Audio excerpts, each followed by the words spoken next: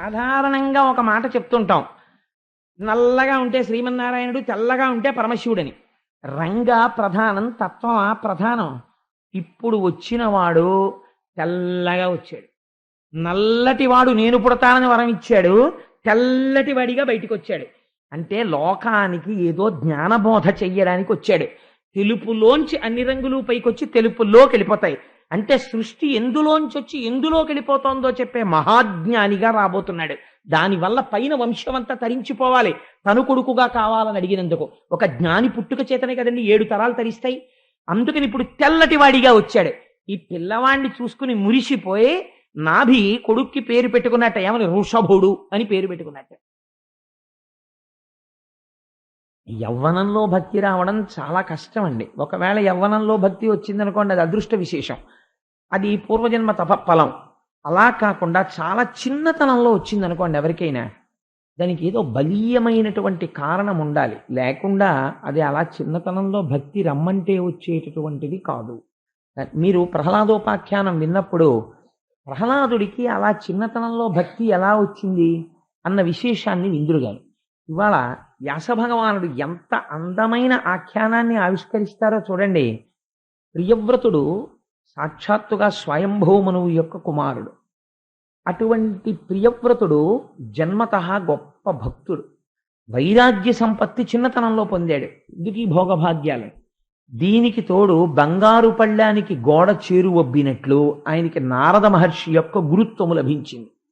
నారద మహర్షి వారిని గంధమాదన పర్వతం దగ్గర ఒక గుహలో కూర్చోపెట్టి జ్ఞానబోధ చేస్తూ ఉండేవారు. ఇంత జ్ఞానాన్ని పొంది, ఇంత భక్తి పొంది, ఇంత వైరాగ్యాన్ని పొందినటువంటి వాడు ఎంతటి స్వయంభౌమనువుకి కుమారుడైతే మాత్రం ఏమిటి ఆయన రాజ్యం స్వీకరిస్తాడా? స్వీకరించాడు. అందుచేత ఒకనాడు తండ్రి గారు వెళ్ళి కుమారుణ్ణి అడిగాడు, నాయన నీకు పట్టాభిషేకం చేద్దాం అనుకుంటున్నాను, నీకు నీ తోడ పుట్టినటువంటి వాడికి ఇద్దరికీ సమానంగా రాజ్యం ఇద్దాం అనుకుంటున్నాను, నువ్వు వచ్చి రాజ్యమును పరిపాలన చెయ్యవలసినది. నేను ఇంక ఈ రాజభోగముల యందు విరక్తి చెంది ఉన్నాను. ఈ మాట చాలా కష్టం అండి, కథలో చెప్పినంత తేలికేం కాదు. నేను విరక్తి చెందాను, అందుకని నేను తపస్సుకి వెళ్ళిపోతున్నాను, అందుకని నువ్వు వచ్చి రాజ్యాన్ని స్వీకరించు అన్నాడు. అంటే ప్రియవ్రతుడు ఒక గమ్మత్తైన మాట అన్నాడు. ఈశ్వరుణ్ణి కదిపేవి ఏవి కదుపుతాయో తెలుసా అండి? చాలా గమ్మత్తైనటువంటి మాటలే కదుపుతాయి ఆయన్ని. ఒక ఆశ్చర్యకరమైనటువంటి మాట ఒకటి అన్నాడు ఆయన. ఆయన ఏమన్నాడంటే, నాకు ఈ ప్రకృతి యొక్క సంబంధము, దీని యొక్క బంధనము గురించి నాకు బాగా తెలుసు. ఈ శరీరముతో వచ్చినటువంటిది బంధనములను పెంచుకొని అవిద్యయందు, కామక్రోధములయందు, అరిషడ్వర్గములయందు కూరుకుపోవడానికి కాదు. పైగా నేను ఒకసారి రాజ్యం ఏలడం మొదలుపెట్టి అంతఃపురంలో జీవనం చేయడం ప్రారంభిస్తే నా అంత నేను తెలియకుండానే గోతిలో పడిపోతాను. అందుకని నాన్నగారు నాకు రాజ్యం అక్కర్లేదు, నేను ఇలాగే ఉండి ఈశ్వరుణ్ణి చేరుకుంటాను, భగవంతుడి గురించి తపిస్తానన్నాడు. ఈ మాట వినగానే కదిలిపోయిన వాడు ఎవరో తెలుసా అండి? చతుర్ముఖ బ్రహ్మగారు కదిలేరు. ఇది ఆశ్చర్యం. కదిలి ఆయన గబగబా వచ్చేట. హంసవాహనుడగుచు ఇంద్రాదులెల్లగదిసి సేవింప బ్రహ్మలోకమున నుండి సన్మునీంద్రులు తన్ను ప్రశంస చేయ అల్లనల్లనయుడు వీధి నరుగుదించే. హంసవాహనం ఎక్కి పక్కన ఇంద్రాది దేవతలు కొలుస్తుండగా, సన్మునులైన వాళ్ళందరూ స్తోత్రం చేస్తుండగా ఆ బ్రహ్మగారు భూమి మీదకి దిగొచ్చాడు. ఎందుకు రావాలి అంటే, ప్రజోత్పత్తిని చేసి రాజ్య పరిపాలన చేసి ధర్మాన్ని నిర్వహించమని స్వయంభౌమనుని చతుర్ముఖ బ్రహ్మగారు సృష్టించారు. బ్రహ్మగారు ప్రజోత్పత్తిని చేసి ఈయన ప్రియవ్రతుణ్ణి, ఉత్తానపాదుణ్ణి సృష్టించాడు. ఇప్పుడు ఈ ప్రియవ్రతుడు ఈశ్వరాభిముఖుడై వెళ్ళిపోతానంటున్నాడు, నేను సంసారమునందు ప్రవేశించనంటున్నాడు. ఇప్పుడు బ్రహ్మగారు ఊరుకున్నారనుకోండి, ఇదే లోకమున కట్టుబాటు అయిపోతుంది. అంటే గృహస్థాశ్రమమునందు ప్రవేశించడం అనేటటువంటిది అత్యంత ప్రమాదకరము. కాబట్టి దాని యందు ప్రవేశించరాదు. ఒకవేళ ఎవరైనా తెలియక ప్రవేశించాడు అనుకోండి గృహస్థాశ్రమంలో, అప్పుడు ఇంకా పెళ్లికి వెళ్ళి అక్షతలేయడం అన్నది ఏమైపోతుందంటే పరమ పాపకర్మ చూడ్డానికి వెళ్ళడం కింద అయిపోతుంది. అప్పుడు వైదికమైనటువంటి సంప్రదాయంలో వివాహం అనేటటువంటిది, సంసారంలో ఉండడం అన్నది, గృహస్థాశ్రమం అన్నది పావనం ఎలా అవుతుందండి? కాబట్టి ఇప్పుడు ఏదో అయోమయం ఉంది ప్రియవ్రతుని యందు. గృహస్థాశ్రమము అనేటటువంటిది అరిషడ్వర్గములకు నిలయము, అందుకని నేను రానంటున్నాడు. అది యథార్థమైతే ప్రియవ్రతుడు నిజంగా గృహస్థాశ్రమంలోకి ప్రవేశించలేదనుకోండి, తరించాడో తర్వాత తరించలేదో తరువాతి మాట. కానీ అది మాత్రం ఒక మహాపురుషుడు ఏది ఆచరిస్తాడో అది దేశమునకంతటికీ సంప్రదాయం అవుతుంది. తర్వాత వాళ్ళు ఏమంటారు, ఇంకా వంశం ఉత్పత్తి ఎక్కడ ఉంటుంది? ఉత్తానపాదుడి వైపు ఉంటుంది. ఉత్తానపాదుడి వైపు ఉన్న తర్వాత వాళ్ళు మా వంశంలో ఫలానా ప్రియవ్రతుడు అసలు గృహస్థాశ్రమంలోకి వెళ్ళడానికి భయపడ్డాడు, మేమెందుకు వెళ్ళాలని వెళ్ళడం మానేశారనుకోండి, ఇంకా ప్రజోత్పత్తి ఎక్కడ ఉంటుంది అసలు? మరి అలాంటప్పుడు ప్రజోత్పత్తి చెయ్యమని బ్రహ్మగారు స్వయంభూమనుడికి చెప్పిన మాటకి విలువ ఏముంది అసలు? అసలు గృహస్థాశ్రమం అనేటటువంటి ఒక ఆశ్రమాన్ని ఎందుకు ఏర్పాటు చేసినట్టు? ఇది సత్యమా అసత్యమా? ఉండొచ్చా ఉండకూడదా? ఇందులో ఉండడం ప్రయోజనకరమేనా అప్రయోజనమా? ఇందులోకి మరి ఎందుకు ప్రవేశిస్తున్నట్టు? వైదిక మంత్రాలతో వివాహాలు ఎందుకు చేస్తున్నట్టు? ఇది సక్రమమా అక్రమమా ఇప్పుడు నిర్ధారింపబడాలి. ఈ మాటకు అందుకు కదిలేరు చతుర్ముఖ బ్రహ్మగారు. మీరు కథగా విన్నారనుకోండి, ఇక కదలిక యొక్క అర్థం ద్యోతకము కాదు. ఇప్పుడు ఎవరి గురించి మాట్లాడుతున్నారు బ్రహ్మగారు అంటే, మీ గురించి మాట్లాడుతున్నారు, నా గురించి మాట్లాడుతున్నారు, మనమందరం ఉన్న పరిస్థితిని గురించి మాట్లాడుతున్నారు. ఇలా ఉండడం ఒప్పా తప్ప తీర్పు చెప్తున్నారు బ్రహ్మగారు. ఆయన అన్నారు, కోరి వెట్కన నేను నారదుండును నీవు అందరి మీద ఈశ్వరాజ్ఞపూని అడుగకెప్పుడు చెయ్యుచున్నవారముగాన అతని యాజ్ఞ తప్పనలవి కాదు. ఆయన ప్రియవ్రత, నీ అంతట నువ్వు ఒక నిర్ణయానికి వస్తున్నావు. ఏమని? నేను సంసారములో ప్రవేశించను. నువ్వు ఒకటి ఆలోచించు, వేదము అని ఒకటి ఉన్నది. వేదము ఎవరు చెప్పారు? వేదం అంటే ఈశ్వరాజ్ఞ. ఆయన అది అపౌరుషేయము, ఒకళ్ళు రచించలేదు. ఈ వేదం ఎలా వచ్చిందంటే, ఋషులైనటువంటి వారు తపస్సమాధిలో ఉండగా వారికి ఈశ్వర వాణి వినపడింది. ఈశ్వర వాణి వినపడితే వాళ్ళు వినపడినటువంటిది స్వరంతో వినపడింది. వాళ్ళకి ఏది వినపడిందో వాళ్ళు దాన్ని రాయలేదు, వ్రాయకుండా అట్టే పెట్టారు. వాళ్ళు విన్నదాన్ని వాళ్ళ శిష్యులకి వినిపించారు స్వరంతో. శిష్యులు ఆ స్వరంతో అందుకున్నారు, చెవితో విన్నారు. ఈ అందుకున్న శిష్యుడు తాను అందుకున్న దాన్ని వల్లె వేశాడు, మరుపుకి రాకుండా వల్లె వేశాడు. పొరపాట్న కాలగతిలో మంత్రంలో ఒక శబ్దం మారుతుందేమోనని ఘన జట వచ్చాయి. అందుకే మీకు శ్లోకాలకి పద్యాలకి ఘన జట ఉండవు, వేదానికే ఘన జట ఉంటాయి. ఘనాపాటి గారండి, ఆయన జట చెప్తారు వినండి అంటారు. జట చెప్తారంటే ఏం చేస్తారు? నమ సోమాయిచ రుద్రాయిచ. మన సుబ్రహ్మణ్య శర్మ గారు లేరేమో సభలో, ఉన్నారేంటి? మహానుభావుడు ఇక్కడే ఉన్నారు. మీరు ఎలాగో సభలో మహానుభావుడు ఉన్నారు కదా, మీరు ఒక్కసారి వేదిక మీదకి రండి, ఓ జటలో ఒక్క ముక్క అనండి, ఆ వేదం కూడా వినపడుతుంది, అందరూ సంతోషిస్తారు. మీరు కూడా వేదిక మీద కూర్చుంటే నాకు ఆనందంగా ఉంటుంది. ఒక్క మాట అనండి, రండి పైకి రండి. ఒక వేద పురుషుణ్ణి చతుర్ముఖ బ్రహ్మగారు వచ్చినట్టమ్మా ఇవాళ, కాదా? బ్రహ్మగారు వచ్చినట్లే ఒక జటలో ఒక ముక్క అనండి, వాళ్ళకి బాగా అర్థం అవుతుంది. అప్పుడు చాలా సంతోషం అండి. బ్రహ్మగారంటే వేదం చూసారా? అనుకోకుండా చతుర్ముఖ బ్రహ్మగారు రావడం అంటే ఇదే. మహానుభావ మీకు నమస్కారం, చాలా సంతోషం అండి.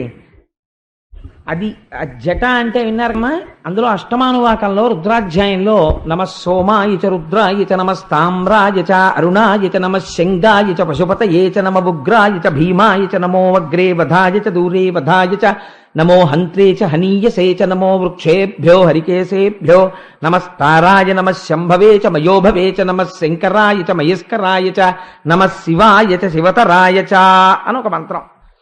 దాన్ని భ్రంశము కాకూడదు. రేపొద్దున్న ఎవరైనా అచ్చు తప్పనో లేకపోతే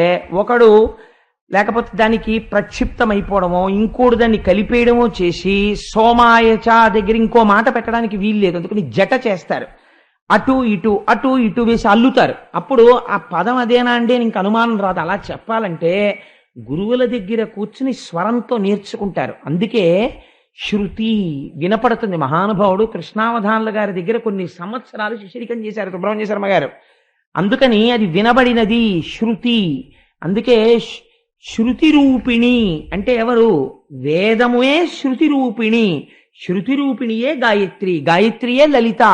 సాక్షాత్ శబ్దస్వరూపిణి అయి ఏ తల్లి ఉన్నదో ఆ తల్లి పేరే శృతి రూపిణి అని లలితా సహస్రంలో అమ్మవారికి ఒక నామం.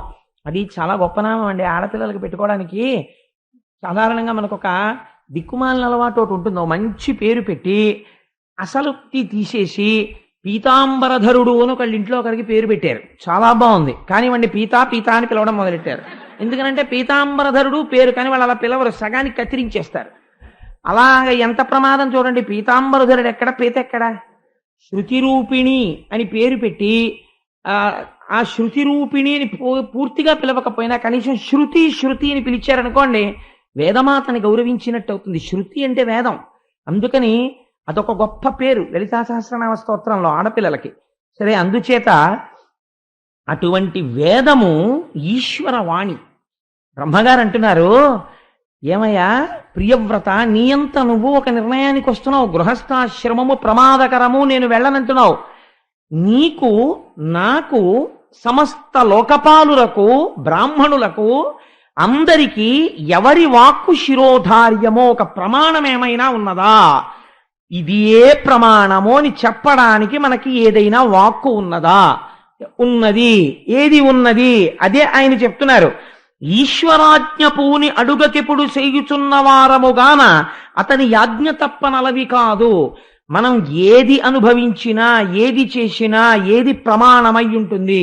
వేదమే ప్రమాణము. వేదము ప్రమాణము కాదని మీరు సొంత నిర్ణయం తీసుకుని ప్రవర్తించారనుకోండి, నాస్తికుడు అని పిలుస్తారు. ఈశ్వరుడు లేడన్న వాడిని నాస్తికుడు అనరు. వేదము ప్రమాణము కాదన్న వాడిని నాస్తికుడు అంటారు. అందుకే వేదము కనపడినా, వేద పండితుడు కనపడినా వెంటనే నమస్కరించవలసినదే. అది బ్రహ్మగారి యొక్క ముఖస్వరూపము. సాక్షాత్తుగా ఈశ్వరుడు యొక్క ముఖమునందుంటాడు వేదం చెప్పిన పండితుడు. అందుకే బ్రాహ్మణోస్య ముఖమాసీత్ బాహూరాజన్యకృత. బ్రహ్మగారి యొక్క స్వరూపమే. చూడండి, ఈశ్వరానుగ్రహం అంటే చతుర్ముఖ బ్రహ్మగారు వచ్చారనేటప్పటికీ ఎందుకుంటారు అని కూడా ఆలోచన లేకుండా గబుక్కుని నేను సుబ్రహ్మణ్య శర్మ గారు ఉంటే బాగుండు సభలో అన్నాను. గారు వచ్చారు వేదిక మీద, కంటే బ్రహ్మగారు వచ్చినట్టే సభలో. నేను వారి నోటంటే ఆ మాట వినపడింది ఇవాళ. ఇదే భాగవతం సార్థకత పొందడం అంటే. అందుచేత ఆయన అన్నారు, ఆ ఈశ్వర వాక్కు ఏది ఉన్నదో అది మనకి ప్రమాణము. ఆ ఈశ్వర వాక్కు మనకేమని చెప్తోంది? మానవుడు తరించడానికి అవరోధము ఒకటి ఉన్నది. అవరోధమును నువ్వు వైరాగ్య సంపత్తి చేత, భక్తి చేత మార్చుకొనగలిగితే నీకది బలము అయి ఉన్నది. కన్ను ఉన్నది, మీరు జాగ్రత్తగా గమనించండి. నాశనం అయిపోవడానికి కన్ను ఒక్కటి చాలు. అజామీలుడు దేనివల్ల పాడైపోయాడండి? ఒక్క కంటితో ఒక్క దృశ్యమును చూసి జీవితం పాడైపోయాడు. ఒక్క మాట నోటితో పలికి ఊర్ధ్వలోకాలకు వెళ్ళిపోయాడు. ఇప్పుడు ఏమైంది? ఒక ఇంద్రియం నశింపచేస్తోంది, ఒక ఇంద్రియం రక్షించేస్తోంది. ఇంద్రియం రక్షిస్తుందా, ఇంద్రియం నశింపచేస్తుందా? ఇంద్రియానికి సంబంధం లేదు. ఇంద్రియాన్ని మీరెలా వాడుకుంటున్నారు అన్నదే ప్రమాణం, అంతే. ఈశ్వరుడు మీకు సాధన సంపత్తులు ఇచ్చాడు. ఒక పిల్లవాడిని తండ్రి నమ్మాడు. నమ్మి, నాన్న బాగా చదువుకో అని ఒక 5,000 రూపాయలు ఇచ్చి చదువుకోవడానికి పంపించాడు. ఆ పిల్లవాడు 5,000 రూపాయలు పెట్టి, నాన్నగారు 3,000 రూపాయలు పెట్టి నేను మంచి మంచి పుస్తకాలు కొనుక్కుని చదువుకుంటున్నాను నాన్నగారు, ఇంకొక 2,000 పంపండి అన్నాడు. తండ్రి సంతోషపడిపోయి ఇంకో 2,000 పంపుతాడు. ఆ 3,000 రూపాయలు వాడు దురభ్యాసాలకి ఖర్చు పెట్టాడు అనుకోండి. ఇక్కడున్న తండ్రి తప్ప డబ్బు పంపడం? ఆయన తప్పు కాదు. ఈశ్వరుడు ఇంద్రియాలు ఇవ్వడం తప్పు కాదు. ఈశ్వరుడు ఇంద్రియాలు ఇచ్చినది దేనికి? మీరు బాగా గుర్తు పెట్టుకోవలసిన విషయము. ఇంద్రియాలని ఎందుకు ఇచ్చాడో తెలుసా? మీరు బాగా గమనిస్తే ఇంద్రియాలని ఇవ్వడానికి ప్రధానమైన కారణము, వర్షాకాలంలో, వేసవి కాలంలో ఎండవేడిమికి, వర్షాకాలపు నీటి ధారకి తట్టుకోలేమని మీరు ఇల్లు ఎలా కట్టుకున్నారో ఈశ్వరుడు మీకు ఇంద్రియాన్ని అందుకు ఇచ్చాడు. బయట భోగోపకరణములు ఉంటాయి, ఇక్కడ భోగం అనుభవించాలన్న తృష్ణ ఉంటుంది. ఇంద్రియం దానికి మీరు ఉపయోగించకుండా పట్టుకుని అట్టెపెట్టారనుకోండి, బలవంతంగా అట్టెపెట్టారనుకోండి, అది ఎప్పుడో అప్పుడు ఆ సుఖాన్ని కోరుతూనే ఉంటుంది. అసలు పుట్టిన దగ్గర నుంచి ఎప్పుడూ వాడికి అసలు గోంగూర పప్పు అంటే ఏమిటో తెలియదు అనుకోండి.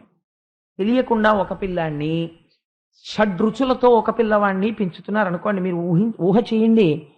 చేస్తే ఒక పిల్లవాడికి మీరు షడ్రసోపేతమైన భోజనం పెడుతున్నారు. ఒక పిల్లవాడిని ఏదో చాలా పెద్ద పండితుడిని చెయ్యాలి, వాడిని గొప్ప వైరాగ్యవంతుడిని చెయ్యాలని వాడికి మీరు రోజు చప్పిడి మాత్రమే పెడుతున్నారు. ఇప్పుడు నేను చప్పిడి పెడుతున్నాను కాబట్టి వీడు మహాపండితుడైపోతాడని మీరు అనగలరా? నేనంటాను, చప్పిడి తింటున్నవాడు షడ్రసోపేతమైన పదార్థములు తిన్నవాడి కన్నా ప్రమాదకారి కావచ్చు. ఎందుకని? వాడు రోజు షడ్రసోపేతమైన పదార్థములు తింటున్నవాడిని చూస్తున్నాడు. వాడికి లోపల అవి ఎలా ఉంటాయో అన్న కోరిక బలపడిపోతోంది. ఏదో ఒకనాడు అవి కాటు వేస్తాయి. నువ్వెంతకాలం కాపలా కూర్చుంటావు? ఎప్పుడో అప్పుడు వాడు నువ్వు చూడకుండా పప్పు అన్నం కలుపు తినేస్తాయి. ఏమవుతుంది అప్పుడు? కాబట్టి ఈశ్వరుడు చిత్రముఖ బ్రహ్మగారు అన్నారు, రాజు పెద్ద కోట కట్టుకుంటాడు. అంత కోట ఎందుకండి రాజుగారికి? ఒక గది చాలదా? చాలదు, కోట ఉండాలి. ఎందుకని? శత్రువు ఒక్కడు రాడు, కొన్ని వేల మంది వస్తారు. ఇన్ని వేల మంది సైనికుల్ని ఎదురొడ్డి పోరాడడానికి వీలైనంత పెద్ద రక్షణ స్థావరము రాజుకు ఉండాలి.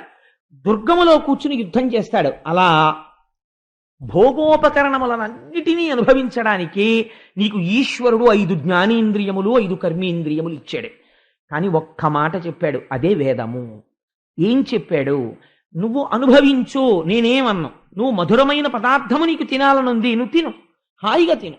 నీకు నేనిచ్చాను అర్థం, ఇందులో శక్తి నేను ఇచ్చాను. నువ్వు కష్టపడ్డావు, నీ దగ్గర 100 రూపాయలు ఉన్నాయి, నీకు చక్కెర పొంగల్ తినాలనుంది, తిను. నీకు పిల్లల్ని కనాలనుంది, కను, తప్పులేదు. ఒక స్త్రీ యందు క్షేత్రముగా స్వీకరించి నీ బీజమును నిక్షేపించు, దోషము లేదు.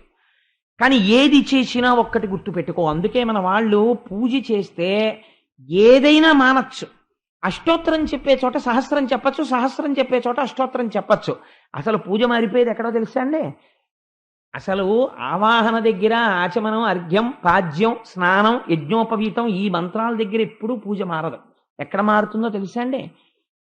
పుష్పార్చనకి సంబంధించినటువంటి మంత్రం వస్తుంది శ్రీ సూక్తంలో కానీ పురుష సూక్తంలో కానీ. ఇక్కడ పూజని మీరు ఎక్స్పాండ్ చేయొచ్చు. మీకు టైం లేకపోతే మీరు ఆ పూజని తగ్గించేయచ్చు. ఎలా తగ్గించవచ్చు? నేను ఒక రోజున చాలా ముఖ్యమైన పని మీద వెళ్ళిపోవాలి, నాకు టైం లేదు. నేను ఆ రోజున ఏం చేస్తానంటే, శ్రీరామ రామ రామే తిరమే రామే మనోరమే సహస్రనామ తత్తుల్యం రామనామ వరాననే అని ఒక్క పువ్వు స్వామి పాదాల మీద పెట్టి అంతే నైవేద్యం పెట్టేస్తాను. ఏమైంది? అంతే, నేను సహస్రార్చన చేసినట్టే. యథార్థముగా నాకు సమయం లేకపోతే ఆ రోజున అనుకోకుండా ఏదైనా ఉపద్రవం వచ్చింది, వెళ్ళిపోవాలి తొందరగా, అప్పుడు నేను అదొక్కటి చెప్పి వెళ్ళిపోవచ్చు. నాకు టైం ఉన్నది. కానీ సహస్రం చెప్పేంత టైం కాదు. అష్టోత్తరం చెప్పచ్చు. కాదు, ఇవాళ ఆదివారం టైం ఉంది, సహస్రం చెప్పచ్చు. సహస్రం చెప్పి ఇంకా టైం ఉంది, లక్ష్మీ సహస్రం చెప్పచ్చు. కాదు, నీకు ఇంకా టైం ఉంది, శివకేశవ అభేదంగా శివ సహస్రం చెప్పచ్చు. పూజని మీరు ఎంతైనా ఎక్స్పాండ్ చేయొచ్చు. కానీ మీరు అర్ఘ్యం దగ్గర ఎక్స్పాండ్ చేయండి పూజని. You can't do it. మీరు చేయలేరు దాన్ని. మానసికంగానైనా మీరు ఎంతసేపు చేస్తారండి అర్ఘ్యాన్ని? చేతులు పడితే కాస్త నీళ్లు పోస్తారు, అంతేగాని అర్ఘ్యం దగ్గర ఆరాఘ్య అంటూ కూర్చుంటారేంటి? మీరు కూర్చోలేరు. పూజని అర్చన దగ్గర మాత్రమే మీరు పెంచగలరు, ఇతరమైన చోట్ల మీరు పూజని పెంచలేరు. అలా పెంచకూడదు కూడా, దోషయుక్తం అది. అలా మీరు ఏది చేసినా ఒకటి మాత్రం మార్చడానికి వీల్లేదు పూజలో.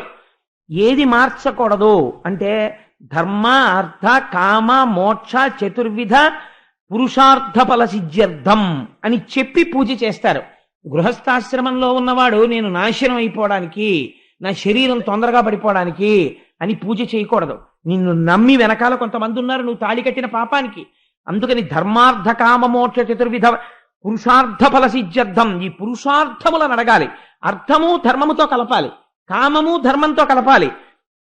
అప్పుడు ఏమైంది? మోక్షం వస్తుంది. నేను తరచు ఒక మాట చెప్తుంటాను, మీకు ఒక 10 అడుగుల కర్ర తీసుకొచ్చి ఇచ్చి, లేకపోతే తేలికగా అర్థం అవడానికి ఒక 8 అడుగుల కర్ర తెచ్చిచ్చి, అయ్యా దీన్ని సమానమైనటువంటి పొడుగున్న 4 ముక్కలు చెయ్యండి అని మిమ్మల్ని అడిగారు అనుకోండి, మీరు 4 ముక్కలు చేయడానికి ఎన్ని మాటలు నరుకుతారు? 8 అడుగుల కర్రని 4 సమానమైన పొడుగున్న ముక్కలు చేయాలంటే ఒక్కొక్క అడుగు, ఒక్కొక్క ముక్క ఎన్ని అడుగులు ఉండాలండి? 2 అడుగులు ఉండాలి. అది చాలా సామాన్యమైన విషయం. దానికి ఏం పెద్ద మ్యాథమెటికల్ ఎబిలిటీస్ ఏం అక్కర్లేదు. ఒక్కొక్క ముక్క 2 అడుగులు ఉంటే 4 2 8. కానీ ఎన్ని మాటలు నరుకుతారు? కర్ర పెట్టి 2 అడుగులు చూసి ఓసారి నరుకుతారు, ఓ ముక్క వచ్చేసింది. మళ్ళీ రెండో మాట నరుగుతారు, రెండో ముక్క వచ్చేసింది. మూడో మాట నరుగుతారు, 4 అడుగుల ముక్కలో ఇటో ముక్క వచ్చేసాయి. ధర్మబద్ధమైన అర్థము, ధర్మబద్ధమైన కామము మోక్షమునకే దారి తీసేస్తాయి. కాబట్టి ఇది ఈశ్వర వాక్కు. నీవు అర్థకామములను అనుభవించకపోతే ఇంద్రియములు పగబడతాయి, పతనమైపోతావు. ఎప్పుడవుతావు తెలియదు. భావన మాత్రము చేత పతనమైపోవచ్చు. కాబట్టి ఏం చేస్తావు? దుర్గమునందు కూర్చుని నువ్వు యుద్ధం చెయ్యి. నీకు వచ్చినటువంటి బాధ ఏం లేదు. నీకు రాజ్యం ఎందుకు అక్కర్లేదు? ఈశ్వర దత్తమి రాజ్యమో అనుకుని నువ్వు రాజ్య పరిపాలన చెయ్యి. ఈశ్వర దత్తము నాకు ఈ భోగము అనుకుని ధర్మబద్ధమైన భోగాన్ని అనుభవించు. ఈశ్వర దత్తము నాకు ఈ అనుభూతి అనుకుని నువ్వు ఆ అనుభూతిని అనుభవించు. ఏది చేసినా ముందు మాత్రం ఒకటి కలుపుకుంటుండు, ఇది ఈశ్వరానుగ్రహము, ఈశ్వరానుగ్రహము, ఈశ్వరానుగ్రహము అంటుండు. కొంతకాలం అయిన తర్వాత ఇంకొక మాట పరిశీలన చెయ్యి. యథార్థముగా ఇది సుఖమేనా అని ఒక ప్రశ్న వేస్తుండు.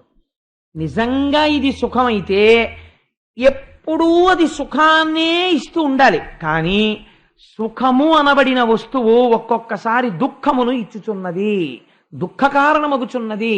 నేను తరచు చెప్తుంటాను దానికి ఉదాహరణ. ఏదో మీకు ఇష్టమైనటువంటి పదార్థాన్ని కొంత నోట్లో వేసుకున్నారనుకోండి బాగుంటుంది, కొంచెం ఎక్కువ వేసుకున్నారనుకోండి దుఃఖం వస్తుంది, అబ్బో వద్దనిపిస్తుంది. కాబట్టి వస్తువు సుఖమా దుఃఖమా? సుఖము కాదు దుఃఖము కాదు, మీ మనస్సు యొక్క భావన.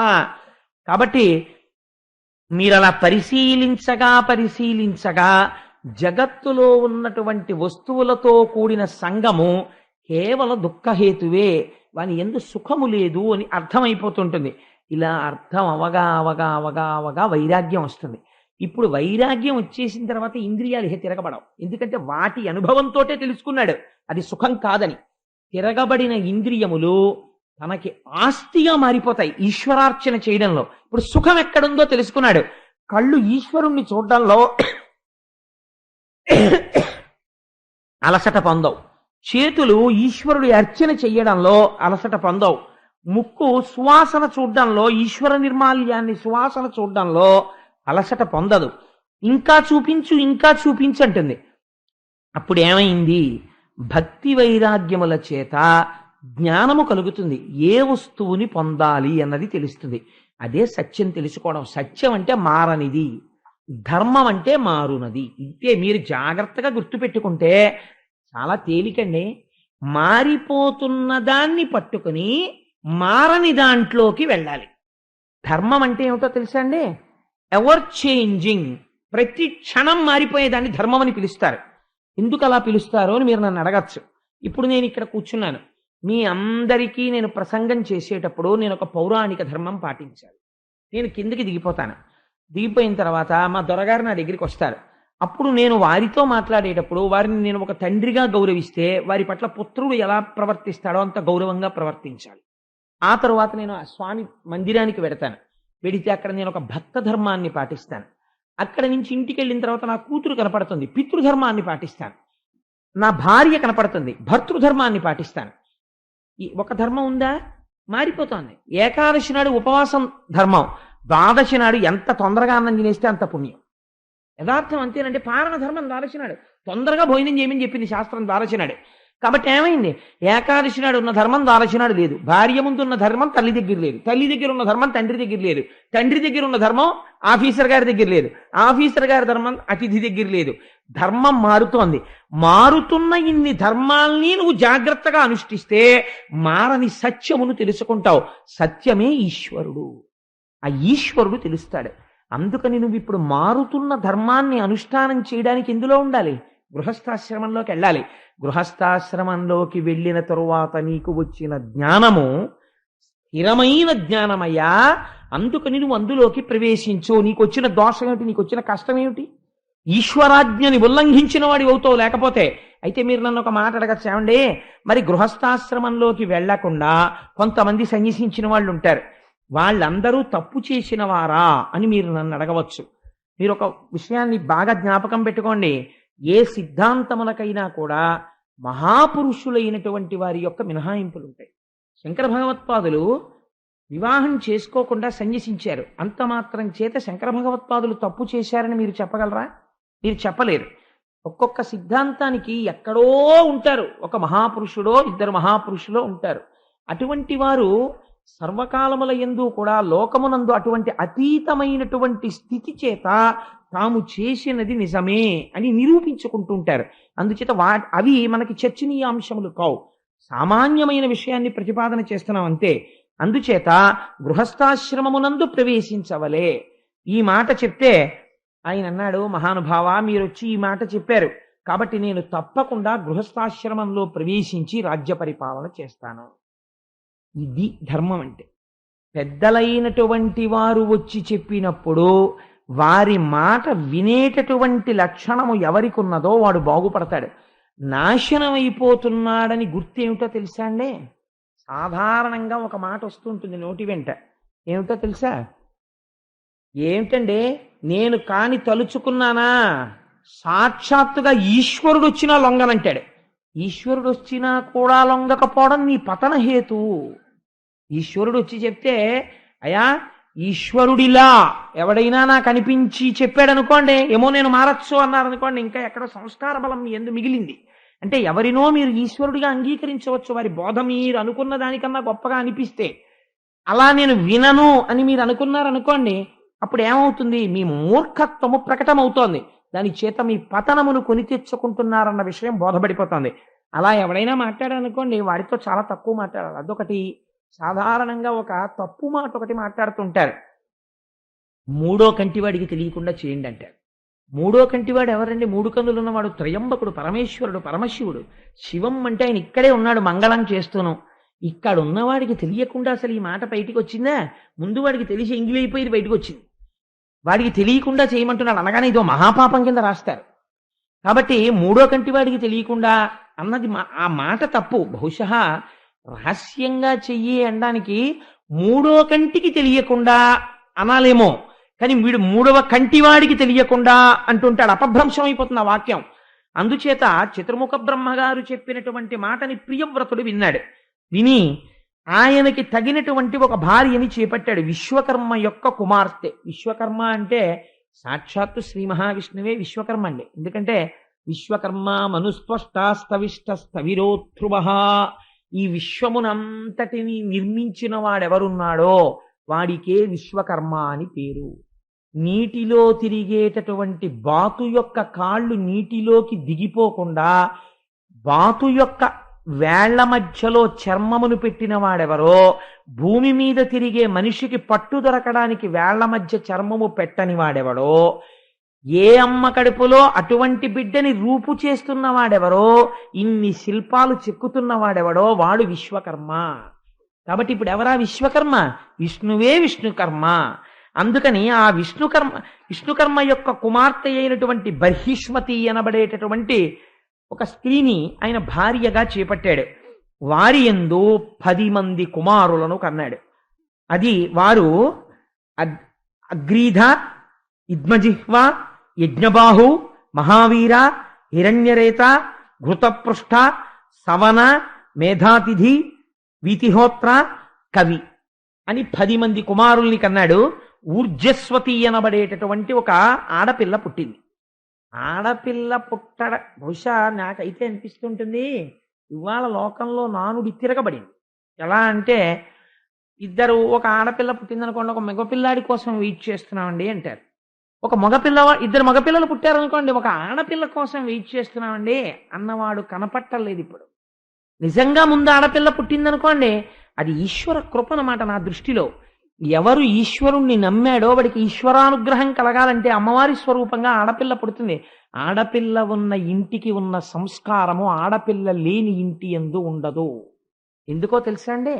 అసలు ఆడపిల్ల అంటే she is the tender hearted. ఆ పిల్లకున్నంత ఆప్యాయత, ఆడపిల్లకున్న ఆప్యాయత ఎవరికీ ఉండదండి. అన్నయ్య వస్తే ఇంటికి ఒరే అన్నయ్య, ఒరే అన్నయ్య అని మీరు ఎదర విందురుగాని దశమస్కందంలో అన్న చెమింపు మన్న తగదల్లుడుబా కాడిది మేనకోడలవు అని 1కి 10 మాటలు అన్నయ్య అన్నయ్య అన్నయ్య అన్నయ్య అని ఎన్ని మాటలు పిలుస్తారో వాళ్ళు. ఇంకసలు తమ్ముడైతే వాళ్ళ ముద్దుకు అంతూ దరి ఉండదు, అంత ముద్దు చేస్తారు.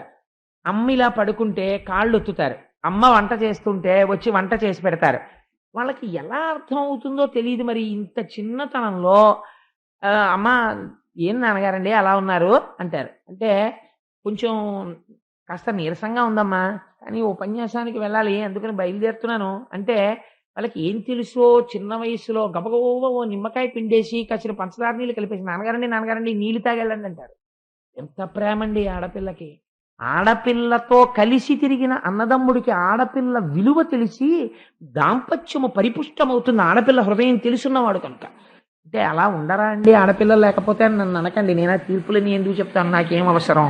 అందుకని ఏమో అలా ఉండవచ్చు. ఒక్కొక్క కుటుంబంలో ఆడపిల్లలు లేకపోయినా మగపిల్లలు అదృష్టవంతులు, అంత అందంగా అంత మర్యాదగా ఉన్నవాళ్ళు ఉండి ఉండవచ్చు, నేను ఎందుకు కాదనాలి. అందుకని 10 మంది కొడుకుల తర్వాత ఊర్జస్వతి అనబడేటటువంటి ఆడపిల్ల పుట్టింది. దీని చేత తరించాడు. ఎంత ఆశ్చర్యమో చూడండి. ఆడపిల్లలు కన్యాదానం చేస్తే ఎన్ని చెప్పుకుంటారండి. మగపిల్లవాడికి స్నాతకం అంతా కాషనాడరు. మగపిల్లాడి స్నాతకం ఏమిటో తెలుసా అండి? అంతా కాషనాడరే, అందులో ఏమీ ఉండదు. నంది శ్రాద్ధం చేసి ఆ గురువుగారు వచ్చి అక్కడ కూర్చుని, ఒరే చాలా జాగ్రత్తగా ఉండు సుమా, సత్యమే చెప్తూ ఉండు సుమా, నువ్వు గృహస్థాశ్రమంలోకి ప్రవేశించింది కామక్రోధాలకు లొంగిపోవడానికి కాదు. అతిథి దేవోభవ, ఆచార్య దేవోభవ, మాతృదేవోభవ, పితృదేవోభవ, ఇన్ని మంత్రాలు చెప్పి స్నాతకము అంటే పవిత్రం చేస్తారు. చేసి అదే స్నాతకోత్సవము అని యూనివర్సిటీస్ అడాప్ట్ చేసుకున్నాయి ఆ పేరుని. ఆ స్నాతకము అన్న ఉత్సవం చేసి తండ్రి యోగ్యుణ్ణి చేసి వరుడుగా పెళ్లిపీటల మీదకి తీసుకెడతాడు. ఆడపిల్లని కన్యాదానం చేసేటప్పుడు అలా కాదండి. కన్యని కన్న తల్లిదండ్రులు ఎంత అదృష్టవంతులంటే ఒక బ్రహ్మాండమైన సంకల్పం చెప్తారు. ఇవ్వాలంటే చేసేవాళ్ళకి దాని మర్యాద తెలుసుకుందామన్న ఉత్సాహము లేదు. అన్నిటికన్నా చాలా ఉత్సాహం అంతా దేని మీద? ఫోటో మీద, వీడియో మీద. ఈ రెండు గ్రసించేసాయి వైదిక ధర్మాన్ని. ఎంతసేపు తాళి కడుతూ కూడా మెడ తిరిగిపోయిన కోళ్ళ ఇలా ఉంటాడు తప్ప, వాడు ఇక్కడ అయ్యో ఒక్కొక్క ముడి నా జీవన హేతు, ఈ ముడుల వలన నేను బ్రతుకుతున్నానని దాని కుంకం పెడుతూ పవిత్రతతో కట్టడే. జీలకర్ర బెల్లం పెట్టుకుంటూ ఇటు తిరిగి తలంబ్రాలు పోసుకునేటప్పుడు ఇక్కడే ఉన్నారు సుబ్రహ్మణ్య శర్మ గారు, ఎన్ని విషయాలు అడుగుతుందో కన్య. నీ వలన నాకు సంతానము కలుగుగాక, నీవు ఐశ్వర్యవంతుడవగుదువుగాక, ఇన్ని అడుగుతుంటే దేవతలు అందరూ వచ్చి అక్కడ నిలబడతారు. అప్పుడు తలంబ్రాలు పోసుకుంటారు. బ్రాహ్మణులు ఎలా చెప్పారో బ్రహ్మస్థానంలో అక్కడ ఎవరు కూర్చున్నారో వారి మాట విని అంత గౌరవంగా జరగాలి. తెలిసి తెలియని వాళ్ళు వచ్చి పోసేయి నరుపులు, వీళ్ళు పళ్ళాలు ఎత్తి పోసేసుకోవడం, ఆ తర్వాత ఏమండి పిల్లలు పుట్టలేదని తిరుగుతుండడం. ఎందుకు వస్తారు? దేవతలు అవమానింపబడలేదు. మంత్రప్రోక్తము బ్రహ్మగారు మంత్రం చదువుతున్నాడు, అనుసంధానముగా క్రతువు లేదు, నీకు మర్యాద లేదు, ఎందుకు దేవతలు నిన్ను అనుగ్రహించాలి? ఉన్నది ఊడిపోతుంది. అందుకని ఏమవుతోంది? వైదిక మర్యాద రోజు రోజుకి అవమానింపబడుచున్నది. ఆడపిల్లని కన్నవాడు కన్యాదానం చేస్తే ఎంత చెప్తాడో తెలుసా అండి? ఇక్కడి నుంచి బ్రహ్మలోకానికి నువ్వు గింజలు పేర్చుకుంటూ వెడితే మళ్ళీ ఆ నువ్వు గింజలన్నీ లెక్క పెడితే ఎన్ని నువ్వు గింజలు వస్తాయో అన్ని సంవత్సరాల పర్యంతము బ్రహ్మలోక ప్రాప్తి. ఇలా ఎంత సంకల్పం చెప్తారో చెప్పి మహాసంకల్పం చెప్పి నారాయణుడిగా భావించి కన్యాదానం చేస్తాడు. ఏది కొడుకు పక్షంలో చూపించండి నాకు ఇంత అల్లరి. వాడు ఒక్కటే చేయగలడు, చచ్చిపోయిన తర్వాత గయాశ్రాద్ధం పెట్టగలడు ఓపిక ఉంటే. లేకపోతే అబ్బా నేను ఎక్కడ వెళ్ళగలండి, ఇప్పుడు గయాన్ని వెళ్ళకపోతే నీ పిడబోయారు, ఇంకా ఎవడో నీకు చేసేవాళ్ళు లేడు. వీడు 1 కోటి రూపాయలు కొడుక్కిస్తాడు, వాడేమో పిఠాపురం నుంచి నల్లావుని తీసుకొచ్చి దానం చేస్తే 5,000 రూపాయలు అయిపోతాయని రూపాయి పావలా ఇచ్చి గోదానం చేసేస్తాడు. ఎంతకైనా అయిపోతుంది గోదానం, నీకు శ్రద్ధ లేకపోతే. ఆయనకే అక్కడ మాత్రం రే చూసావా ఒకసారి వెనక్కి తిరిగి చూడు, నువ్వు ఇచ్చిన దానికి వాడు కర్రావును కూడా తీసుకురాలేదురా అంటారు. వాళ్ళు వైతరిలో పడి కొట్టుకుంటాడు. సరే, అందుచేత ఆడపిల్ల వైభవం అంటే ఏమిటో చూపిస్తున్నారు చూడండి. అందుకని ఊర్జస్వతి అనబడేటటువంటి కన్యని యోగ్యుడైన వారికి ఇచ్చి కన్యాదానం చేయాలి. అందుకని శుక్రాచార్యుల వారికి ఇచ్చి కన్యాదానం చేశాడు. శుక్రుడు గురువు, మహానుభావుడు. ఆయన సామాన్యుడు కాదండి. బృహస్పతి ఎంతటి వాడో శుక్రాచార్యుడు అటువంటి వాడు. మీరు భాగవతంలో విందులుగాని వచ్చేస్తోంది ఇంకెదరెదరా. ఒక్కొక్కసారి బృహస్పతి అంటాడు మీ కర్మ, మీకు ఇవాళ శుక్రాచార్యుల వారి యొక్క అనుగ్రహం రాక్షసులకు ఉన్నట్టు నా అనుగ్రహం మీకు లేదా, అవతల బాగున్నాడు. ఓసారి అయితే గురువుగారు వెళ్ళిపోయాడు, కోపం వచ్చి వెళ్ళిపోతే నాశనం అయిపోయారంతే దేవతలు. గురువు అంటే ఎలా ఉంటుందో చూపిస్తారు. శుక్రాచార్యుల వారు నమ్ముకుని బలిచక్రవర్తి ఇంద్రుడిని తరి అవతల పారేశాడు. అటువంటి వాడు శుక్రుడు అంటే సామాన్యుడు కాడు. అటువంటి మంత్రవేత్తకి ఇచ్చి వివాహం చేశాడు. ఆ శుక్రాచార్యుల వారి యందు ఆ ఊర్జస్వతికి దేవయాని అనబడేటటువంటి కుమార్తె జన్మించింది. ఆ తరువాత ఈ ప్రియవ్రతుడు గృహస్థాశ్రమం అనేటటువంటిది చాలా తక్కువ అనుకునే వాళ్ళకి వ్యాస భగవానుడు ఒక మాట చెప్తున్నాడు. ఈ ప్రియవ్రతుడు అంతఃపురంలో కూర్చుని అన్నీ చేశాడు. 10 మంది పిల్లల్ని కన్నాడు, ఆడపిల్లని కన్నాడు. ఈశ్వరానుగ్రహం అన్నాడు. అద్భుతమైన పూజ చేశాడు. ఈ పూజ చెయ్యడం ఈశ్వరానుగ్రహం అన్నాడు. భోగములను అనుభవించాడు, ఈశ్వరానుగ్రహం అన్నాడు. సింహాసనం మీద కూర్చున్నాడు, ఈశ్వరానుగ్రహం అన్నాడు. పరిపాలన చేశాడు, ఈశ్వరానుగ్రహం అన్నాడు. ఏది చేసినా భగవంతుణ్ణి తలుచుకున్నాడు. తలుచుకుంటే గృహస్థాశ్రమంలో ఉన్న ప్రియవ్రతుడు ఏ స్థితిని పొందాడో, సంసారమును వదిలిపెట్టి వెళ్లి హిమాలయాల్లో కూర్చుని కొన్ని వేల సంవత్సరములు తపస్సు చేసినటువంటి ఒక మహాయోగి ఎటువంటి తేజస్సుతో కూడినటువంటి స్థితిని పొందుతాడో అంతటి స్థితిని పొందేశాడు. పొందేస్తే ఇప్పుడు ఆయనకు ఒక కోరిక పుట్టింది. ఏమిటో తెలుసా అంటే చిత్రమైన కోరిక. భూమి ఆ మేరు పర్వతానికి ఉత్తర దిక్కున సూర్యుడు ఉన్నప్పుడు దక్షిణం చీకటిగా ఉంటుంది. సూర్యుడు దక్షిణ దిక్కునుంటే ఉత్తరం చీకటిగా ఉంటుంది. నేను గృహస్థాశ్రమంలో ఉండి ఈశ్వరారాధనము చేసి శ్రీ మహావిష్ణువు అనుగ్రహము చేత ఇంతటి తేజస్సుని పొందాను. ఇవాళ ఈ తేజస్సు యొక్క గొప్పతనాన్ని నాకు చతుర్ముఖ బ్రహ్మగారు చెప్పారు గృహస్థాశ్రమంలోకి ప్రవేశించమని. ఈ ఆశ్రమం యొక్క గొప్పతనం ఏమిటో లోకానికి తెలిసేటట్టు చెయ్యాలి శాశ్వతంగా. అందుకని హద్దు ఏమిటి? కాలమునకు మొదటి హద్దు 7 రోజులతో వారం ప్రారంభం అవుతుంది. 7 రోజులు నేను ఈ భూమండలమునందు చీకటి లేకుండా చేస్తాను. సూర్యుడు ఉత్తరాన ఉంటే దక్షిణాన మేరుకి దక్షిణాన ఉన్నది చీకటిగా ఉండాలి కదా.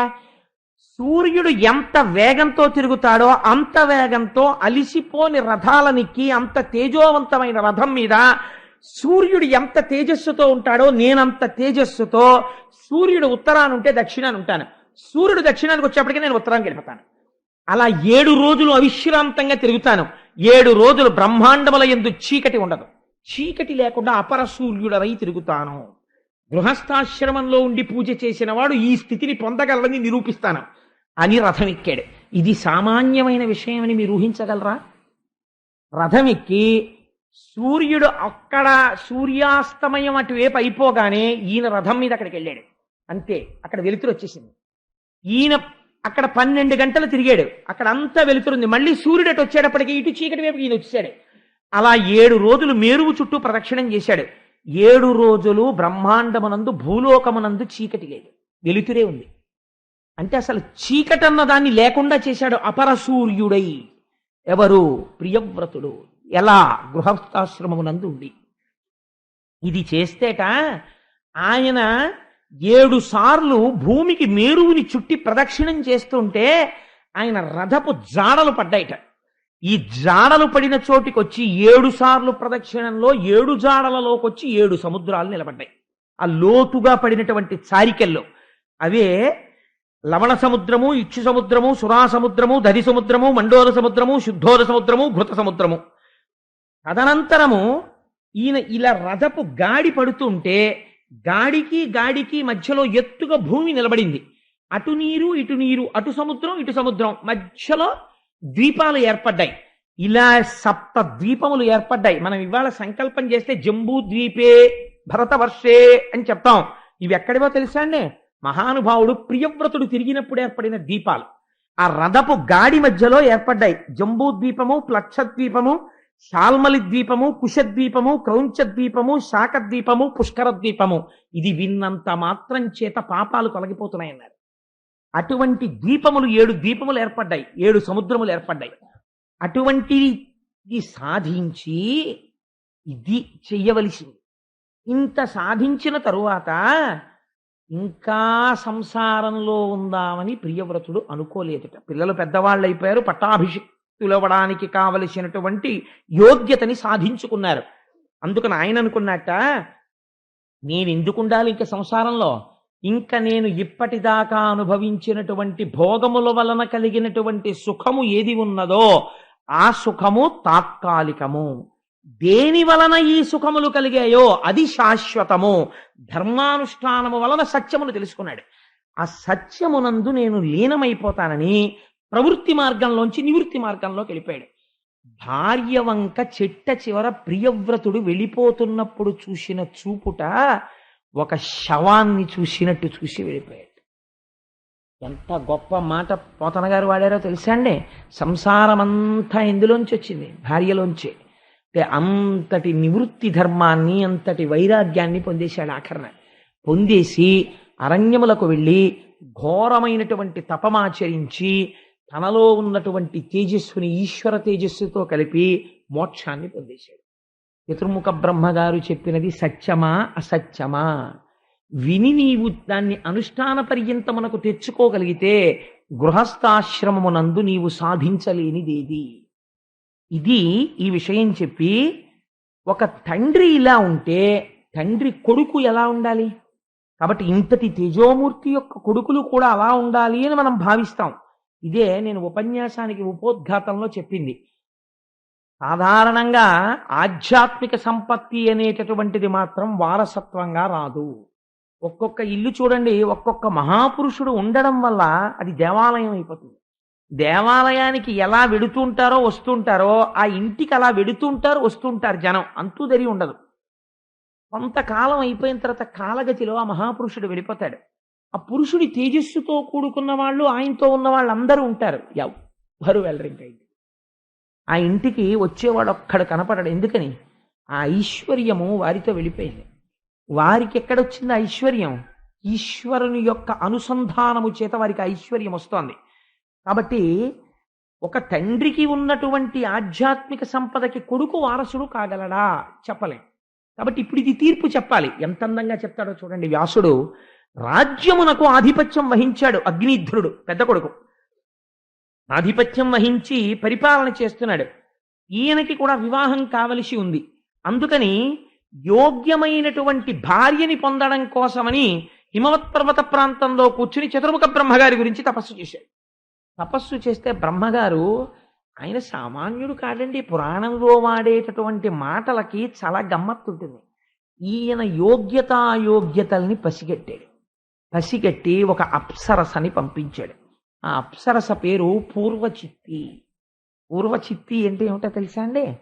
పూర్వము అంటే గడిచిపోయిన దానిని లోపల పెట్టి తలుచుకుంటూ, అది సుఖము కాదు అని అన్నారు అనుకోండి, తలుచుకుని ఒక వయసు వచ్చేసిన తర్వాత ఇంకా అవి సుఖాలు కావంటే మీరు సుఖపడిపోతారు. తలుచుకుని ఇంకా ఇప్పుడు అది లేదని ఏడవడం మొదలెట్టారు అనుకోండి, ఆ భ్రమ. నిన్నటి రోజున చెప్పాను కదా, పురంజనుడు ఎలా పోయాడు అంటే, ఆ యవనుల యొక్క సైన్యం వచ్చేసింది, భయుడు వచ్చేశాడు, ప్రజ్వరుడు వచ్చేశాడు, దేవగుప్తం కార్యం జరిగిపోయింది, రహస్యంగా తోషవతలు పారేశారు కోటలోంచి, అంటే చచ్చిపోయాడు. పంచ పడగల పాము వెళ్ళిపోయింది, అంటే 5 ప్రాణాలు వెళ్ళిపోయి కోటను తీసుకెళ్లి అగ్నిహోత్రంలో పారేశారంటే శవాన్ని తీసుకెళ్లి కాల్చవతలు పారేశారు. కాబట్టి ఏమైపోతుంది? పూర్వచిత్తి ఉన్న చోట మోక్షం ఉండదు. ఇది రహస్యం. పూర్వచిత్తి అంటే సుఖమును సుఖముగానే తలుచుకొనుట. పూర్వచిత్, పూర్వము జరిగిపోయిన ఒక సుఖం ఉన్నది, దాన్ని తలుచుకున్నప్పుడు ఒక విచారణ జరగాలి మనస్సులో. అది సుఖమా? ఎంతకాలం అనుభవిస్తావు? అది సుఖమైతే నీకు నిరంతరము సుఖభావన ఇవ్వాలి, ఇవ్వట్లేదు కాబట్టి అది సుఖము కాదు. సుఖ వస్తువు అన్నది ఏది? ప్రమాణము వేదము. ఈశ్వరుడు సుఖ నిలయుడు, ఆనంద నిలయుడు. అందుకే ఆయన ఉంటే ఆనంద నిలయం అని పిలుస్తారు దాన్ని. అందుకని ఆయన పాదాలు పట్టుకొని తిప్పగలిగితే వైరాగ్యం ఉన్నట్టు, తిప్పలేకపోయావు పూర్వచిత్తికి లొంగిపోయావని గుర్తు. ఇది ఇప్పుడు మిమ్మల్ని ఏ సీట్లో కూర్చోబెడుతున్నాడో తెలుసా అండి? భాగవతం చెప్పి సెల్ఫ్ జడ్జిమెంట్ టేబుల్ మీద కూర్చోబెడుతున్నాడు వ్యాసుల వారు. మీరు ఏ స్థితిలో ఉన్నారు అన్నదానికి మీరే ఉదాహరణ. సుఖములే జ్ఞాపకం ఉంటున్నాయి, వాణి ఎందే పూనిక ఉంటోంది, ఈశ్వరుడి వైపుకి తిరగట్లేదు, ఆ సుఖములు కావన్న భావన కలగట్లేదు, పూర్వచిత్తికి లొంగుతున్నావు. ఫలితమేమి? అగ్నిధ్రుడి యొక్క చరిత్ర వినండి. కాబట్టి బ్రహ్మగారు ఆ పూర్వచిత్తి అన్న అప్సరసని పంపాడు. పంపితే ఈయన ఎవరి కోసం తపస్సు చేస్తున్నాడండి? బ్రహ్మగారి గురించి. దేనికి? ఒక కన్యకామణి గురించి బ్రహ్మగారు పంపారు. కానీ మర్యాద ఏమిటి? బ్రహ్మగారు వచ్చి చెప్పాలి, నాయనా నువ్వు తపస్సు చేసావురా ఆడపిల్ల కోసం, ఎంత గొప్ప తపస్సు చేసావు. మరి కర్దమ ప్రజాపతికి శ్రీమన్నారాయణుడు ఇచ్చి చెప్పలేదు రేపటి రోజున నీ కోసం దేవహూతి వస్తోందని? అలా చతుర్ముఖ బ్రహ్మగారు వచ్చే వరకు వేచి ఉండాలి. అయా ఆయన తీసుకొచ్చి నాకు అప్పచెప్తే నీ వంక చూస్తాను తప్ప, లేకపోతే నేను చూడననాలి. కానీ ఈయనకి సుఖము అన్నది కనపడితే చాలా అక్కడ మనసు లగ్నం అవుతుంటుంది, అదో అలవాటు ఈయనకి. అందుకని ఈయన మనస్సు యొక్క స్థితి అది. కాబట్టి ఏం చేశాడు? ఆ పూర్వచిత్తి గజ్జెల చప్పుడు విన్నాడు, కళ్ళు విప్పాడు, చూశాడు, అబ్బో ఇంకా పెద్ద స్తోత్రం మొదలెట్టాడు. ఎలా మొదలెట్టాడంటే చాలా గమ్మత్తైన స్తోత్రం మొదలెట్టాడు. ఈయన తపస్సు కదా చేస్తున్నాడు, నువ్వు కూడా తపస్సు చేస్తున్నావా? నీ అందం ఏమిటి, అసలు నీ శరీరం ఏమిటి అని ఇంకా అంగాంగ వర్ణనం అంతా చేశాడు. చేసి నీ కేశపాశములు ఎలా ఉన్నాయి, నువ్వు పెట్టుకున్న పూలు ఎలా ఉన్నాయి, వాటి వెనకాతలు వస్తున్న తుమ్మెదలు ఎలా ఉన్నాయో తెలుసా? వేదం చెప్పగలిగినటువంటి మహాపురుషుడైనటువంటి వాడి వెనకాతల శిష్యులు ఎలా పెడతారో అలా వస్తున్నాయి తుమ్మెదలు. నీ లోకం ఎక్కడా, నువ్వేం తింటుంటావు, నన్ను ఒకసారి తీసుకెడతావా లోకానికి? ఇవన్నీ మభ్యపెట్టే మాటలన్నీ మాట్లాడాడు. ఫలితమేమి? పూర్వచిత్తి లొంగినది. ఏమవుతుంది? ఆ సుఖాన్ని తలుచుకొని అబ్బా సుఖం ఎంత బాగుంటుందో, ఆ పులిహార ఎంత బాగుంటుందో, నీ కర్మ పులిహారకి ఏం లోటు లేదు, శుభ్రంగా చింతపండు పులిసేసుకొని తినచ్చు. కానీ పులిహార ఈశ్వరుడికి నివేదన చేసి ఎన్నాళ్ళయిందో, చాలా కాలం అయిపోయింది ఇంట్లో పులిహార నివేదన చేసి. మంగళద్రవ్యం పసుపన్నం. రేపటి రోజున మనం ఒక్కసారి పులిహార చేయించి నారాయణుడికి మనం నివేదన చెయ్యాలి. చేసి ఇంట్లో అందరం ఒక్కసారి ఆ పసుపన్నాన్ని తినాలి. తింటే మళ్ళీ మంగళములు కలుగుతాయి. ఈ మధ్య ఎందుకో మనస్సు ఆందోళనగా ఉంటోంది. అనుకున్న పని జరగట్లేదు. రేపు స్వామికి పులిహార నివేదన చేద్దాం, చేసి ప్రసాదంగా స్వీకరిద్దాం అన్నాడు అనుకోండి. మామూలుగా పులిహార తినడానికి పులిహార నైవేద్యం పెట్టి తిందాం అన్నదానికి తేడా లేదండి, చాలా తేడా ఉంది. బ్రహ్మగారు వచ్చి చూపించకుండా పూర్వచిత్తిని పొందడానికి, పూర్వచిత్తిని చూసి స్తోత్రం చేసి తను పొందడానికి తేడా లేదు, చాలా తేడా ఉంది. ఈ స్తోత్రానికి ఆవిడ లొంగితే ఆ పూర్వచిత్తితో కలిసి చాలా సంతోషంగా కాలం గడుపుతున్నాడు. ఇలా గడపగా గడపగా ఆయనకి 90 కుమారులు కలిగారు. 90 నాభి, కింపురుషుడు, హరివర్షుడు, ఇలావర్తుడు, రమ్యకుడు, హిరణ్మయుడు, కురువు, భద్రాశ్వుడు, కేతుమానుడు, ఇలా 90 కుమారులు జన్మించారు. చిత్రం ఏమిటంటే 90 కుమారులు అతి బలిష్టమైన శరీరాలు ఉన్నవారు. పూర్వచిత్తి యొక్క బలం వీళ్ళకొచ్చింది. మీరు ఆ మాట విన్నారా? బలం మొగాళ్ళలో ఉంటుందా ఆడదానిలో ఉంటుందండి? ఓ పిల్లాడు నా ఇంటికి ఎవరో వచ్చారనుకోండి, ఉదాహరణ ఎవరి మీదో పెట్టడం ఎందుకు, మా ఇంటికి వస్తే నా కొడుకు కొంచెం బలిష్టంగా ఉన్నాడు అనుకోండి, ఓ మీ అబ్బాయి భలే బలంగా ఉన్నాడండి కండలు తీరి అన్నారు అనుకోండి, వాళ్ళ అమ్మ పోలికండి నన్ను అనుకోండి. అప్పుడు ఏమనుకుంటారో, ఆవిడ ఏంట్రో బాబా అలా ఉంటుంది ఇలా ఉంది అనుకోరు. అసలు ఆ మాట ఎవరైనా అంటారంటే నిజంగా ఉన్నారనుకోండి, వాళ్ళ అమ్మగారు పోలికండి భలే బలంగా ఉన్నారు పిల్లలు అంటారా? అంటే తండ్రి బలహీనుడైతే అనొచ్చు. వీడికి వచ్చిన రోగం ఏమిటి? అగ్నిధ్రుడికి వీడు శుభ్రంగా బలంగా ఉన్నాడే, మరి పాపం తల్లి పోలికి వచ్చింది బలం అనడం ఏమిటి అంటే, నువ్వు ఇస్తే బలమే పూర్వచిత్తికి. అస్తమానం జరిగిపోయిన సుఖాలని గుర్తు తెచ్చుకోవడమే పనిగా పెట్టుకుంటే వాటికి ఉన్నంత బలం దేనికి లేదు, మళ్ళీ అటే తిప్పుతాయి భోగాల వైపు. విస్మరించగలిగితే అది సుఖమా అని ఒక ప్రశ్న వెయ్యగలిగితే వైరాగ్యమై పూర్వచిత్తి నీరసపడుతుంది. లేకపోతే పూర్వచిత్తికి నీరసం రాదు. ఆ బలమే పిల్లలకు వచ్చింది. అంటే స్మృతులు తిరుగుతూనే ఉంటున్నాయి. అగ్నిధ్రుడికి పేరు అగ్నిధ్రుడు, లోపల పూర్వచిత్తికి లొంగినవాడు. ఎంత చిత్రమో చూడండి. ఎవరి కొడుకు? ప్రియవ్రతుడి కొడుకు. ఏమి ఇది పొందగలిగాడండి? ఏం వారసత్వం పొందాడు తండ్రి దగ్గర? ఆఖరికి ఆ పూర్వచిత్తి ఏం చేసిందంటే, చాలా కాలం ఈయనతో సంసారం చేసి నా లోకానికి నేను వెళ్ళిపోవాలని ఆవిడ వెళ్ళిపోయింది. అని ఈయన మాత్రం ఏం చేశాడంటే యజ్ఞయాగాది క్రతువులు చేశాడు. దేనికోసమో తెలుసా అండి? మోక్షం కోసం కాదు, ఈశ్వర దర్శనం కోసం కాదు. కర్మ ఈశ్వరానుగ్రహం కలిగితే దాని ఫలితం అది ఇచ్చేస్తుంది. ఇన్ని కర్మలు దేనికోసం చేశాడో తెలుసా? పూర్వచిత్తి ఎక్కడికి వెళ్ళిపోయిందో తను అక్కడికి వెళ్ళిపోవడం కోసం. అందుకని ఏమి పొందాడు? పూర్వచిత్తి ఉన్న లోకమును పొందాడు. అంటే ఏమవుతుంది అంటే, పొందిన సుఖాలనే తలుచుకు తలుచుకు తలుచుకు తలుచుకు కొడుకు మీదో కూతురు మీదో పిల్లాడి మీదో పిల్ల మీదో కుక్క మీదో పిల్లి మీదో భ్రాంతి ఉండిపోతే అక్కడికే వెళ్ళి మళ్ళీ పడతాడు. కాబట్టి ఏమయ్యాడు? అగ్నిధ్రుడు. అంతే, అంతవరకే. పూర్వచిత్తి ఏ లోకాన్ని పొందిందో ఆ లోకాన్ని పొందాడు. ఇప్పుడు ప్రియవ్రతుణ్ణి అగ్నిధ్రుణ్ణి మీరు పోల్చి చూసుకోమని కథ ఎందుకు వచ్చాయి ఇప్పుడు నేను అనుకుంటున్నాను. ఈ సభలో ఉన్న ఎవరినైనా పిలిచి ఇక్కడ కూర్చుని చెప్పమంటే నాకన్నా చాలా బాగా చెప్తారు వీళ్ళిద్దరికీ ఉన్న తేడా. ఎందుకంటే వినేటప్పుడు నిప్పు రవ్వలు వచ్చినట్టు ఆలోచనలు వచ్చేస్తాయి. నిజమే, ఇక్కడ ఈ తేడా ఉంది, అక్కడ ఆ తేడా ఉందని. ఎంత తేడా ఉందో చూడండి. ఆయన ప్రశ్న వేసుకున్నాడు ప్రియవ్రతుడు, భార్యని విడిచిపెట్టి తపస్సుకి వెళ్ళాడు. ఎన్నడూ ప్రశ్న వేసుకోలేదు. పూర్వచిత్తికి లొంగిపోయాడు అగ్నిధ్రుడు. ఏమి పొందాడు? పూర్వచిత్తి ఉన్న లోకాన్ని పొందాడు. ప్రియవ్రతుడు ఏం పొందాడు? పునరావృత్తి రహిత శాశ్వత శివ సాయుధ్యమును పొందాడు, మోక్షాన్ని పొందాడు. ఈ పూర్వచిత్తి యొక్క అగ్నిధ్రుని యొక్క పెద్ద కుమారుడైనటువంటి నాభి మేరుదేవి అనబడేటటువంటి ఒక స్త్రీని వివాహం చేసుకున్నాడు. ఆవిడతో కలిసి సంతానమును పొందాలి అని అనుకున్నాడు. ఆయన అనేక యజ్ఞయాగాది క్రతువులను చేశాడు. ఆశ్చర్యం ఏమిటంటే తపస్సు చేసి కొడుకుని పొందాడు అగ్నిధ్రుడు, యజ్ఞము చేసి కొడుకుని పొందాడు నాభి. చిన్న తేడా ఉంది. నేను మీకు మొన్నటి రోజున ఒక మాట చెప్పాను. విష్ణు సహస్రంలో ఒక మాట ఉన్నది. యజ్ఞభృత్యజ్ఞకృత్యజ్ఞీ యజ్ఞభుక్యజ్ఞ సాధన యజ్ఞాంతకృత్యజ్ఞగుహ్యం అన్నమన్నాదయేవచ యజ్ఞో యజ్ఞపతిర్యజ్వా యజ్ఞాంగో యజ్ఞవాహన అని. యజ్ఞం అంటే నారాయణుడే. యజ్ఞం ఏం చేస్తుంది? నారాయణుని యొక్క అనుగ్రహాన్ని మీకు తీసుకొస్తుంది. యజ్ఞము ఎలా చెయ్యాలో అలా చెయ్యాలి, దోషం లేకుండా చేస్తే తప్పకుండా నారాయణానుగ్రహాన్ని పొందుతారు. నారాయణ అనుగ్రహాన్ని పొందితే ఏమవుతుంది అంటే, మీ ఇంట్లో ఫ్యాన్లు బిగించేసుకున్నారు, కొత్త ఫ్లాట్లో లైట్లు బిగించేసుకున్నారు, ఎగ్జాస్ట్ ఫ్యాన్ బిగించేసుకున్నారు, బెడ్ ల్యాంపులు బిగించేసుకున్నారు, అన్నీ బిగించేసుకున్నారు, కానీ ఇంటికి ఇంకా కరెంట్ కనెక్షన్ ఇవ్వలేదు. ఇప్పుడు ఇవి ఏమైనా పనిచేస్తాయా? ఏ రోజు దేనికోసం చూడాలి? ఏమంటే ఆ ట్రాన్స్కో వాళ్ళు నాకు కనెక్షన్ ఇస్తే బాగుండండి, కనెక్షన్ ఇస్తే బాగుండండి అనాలి. వాడు ఆ మెయిన్ వైర్ నుంచి వేళ్లాడుతున్న వైర్ తీసుకెళ్ళి ట్రాన్స్ఫార్మర్ నుంచి తీసుకొచ్చి కనెక్షన్ ఇచ్చాడు. అన్నీ తిరిగేశాడు. శ్రీమన్నారాయణుడు అంతే అంతే. ఈ జగత్తుకంతటికి సృష్టికర్త, స్థితికర్త, ప్రళయకర్త అన్నీ ఆయనే. అటువంటి బ్రహ్మము ఏది ఇవ్వలేదు. ఒకడికి మోక్షం ఇస్తుంది, ఒకడికి కొడుకునిస్తుంది, ఒకడికి కూతురునిస్తుంది, ఒకడికి గోవునిస్తుంది, ఒకడికి తానే పుట్టి పరిపాలన చేస్తాడు పృథు మహారాజు గారి లాగా. కాబట్టి ఇప్పుడు ఆయన ఏమి ఇవ్వగలడు? ఏమైనా ఇవ్వగలడు. కాబట్టి ఇప్పుడు ఆయన యొక్క అనుగ్రహాన్ని పొందాలి. ఏం చెయ్యాలి? యజ్ఞము చెయ్యాలి. కాబట్టి ఈయన ఏం చేశాడు? కొడుకు కోసం యజ్ఞం చేశాడు. యజ్ఞం చేస్తే ఆ యజ్ఞమునకు ప్రీతి చెందాడు భగవానుడు.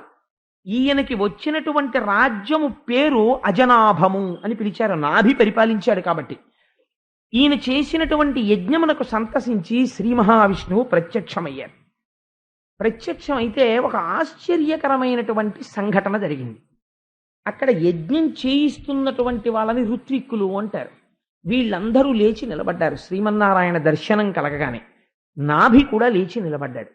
నిలబడి ఒక మాట అన్నాడు, స్వామి, నువ్వు పరాత్పరుడవు, నీకు ఆది అంతము రెండూ లేవు, సృష్టి స్థితి లయ మూడింటిని చేసేవాడివి నువ్వే.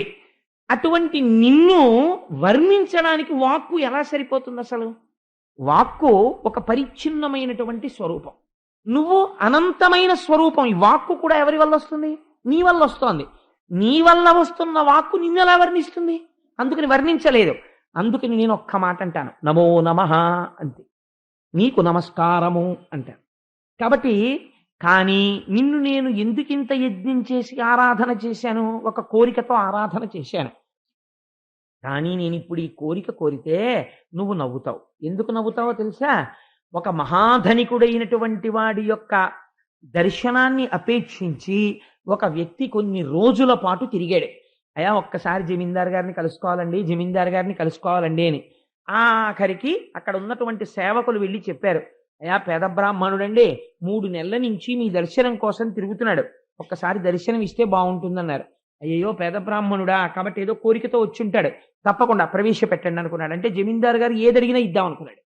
ఆయన్ని పిలిచి, అయ్యా నేను మీకు ఏం చేయగలను చెప్పండి, మీరేమి ఆలోచించక్కర్లేదు, మీరు ఏమడిగితే అది నేను ఇస్తాను తప్పకుండా అన్నాడు.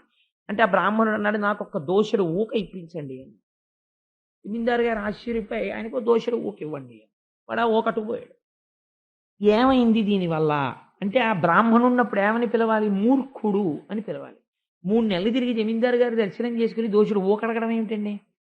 ఇంత కష్టపడి యజ్ఞం చేసి శ్రీమన్నారాయణుడు ప్రత్యక్షం అడిగితే మోక్షం అడగడం మానేసి నాకు కొడుకునియ్యే నిన్ను నేను అడిగితే ఒక ధనికుణ్ణి ఊక అడిగినటువంటి బిచ్చగాడితోనే సమానం కాదు.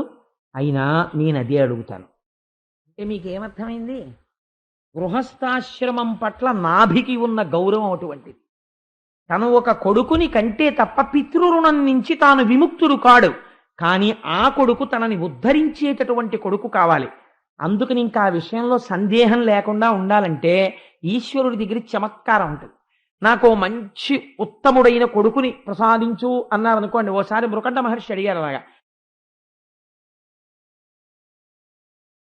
అల్పాయుర్దాయం ఉన్న ఉత్తముడు కావాలా, దీర్ఘాయుర్దాయం ఉన్న మహాపాపి కావాలా అన్నాడు. ఎందుకు వచ్చిన గొడవ? అందుకు నేను తెలివైన పని చేశాడు నాభి.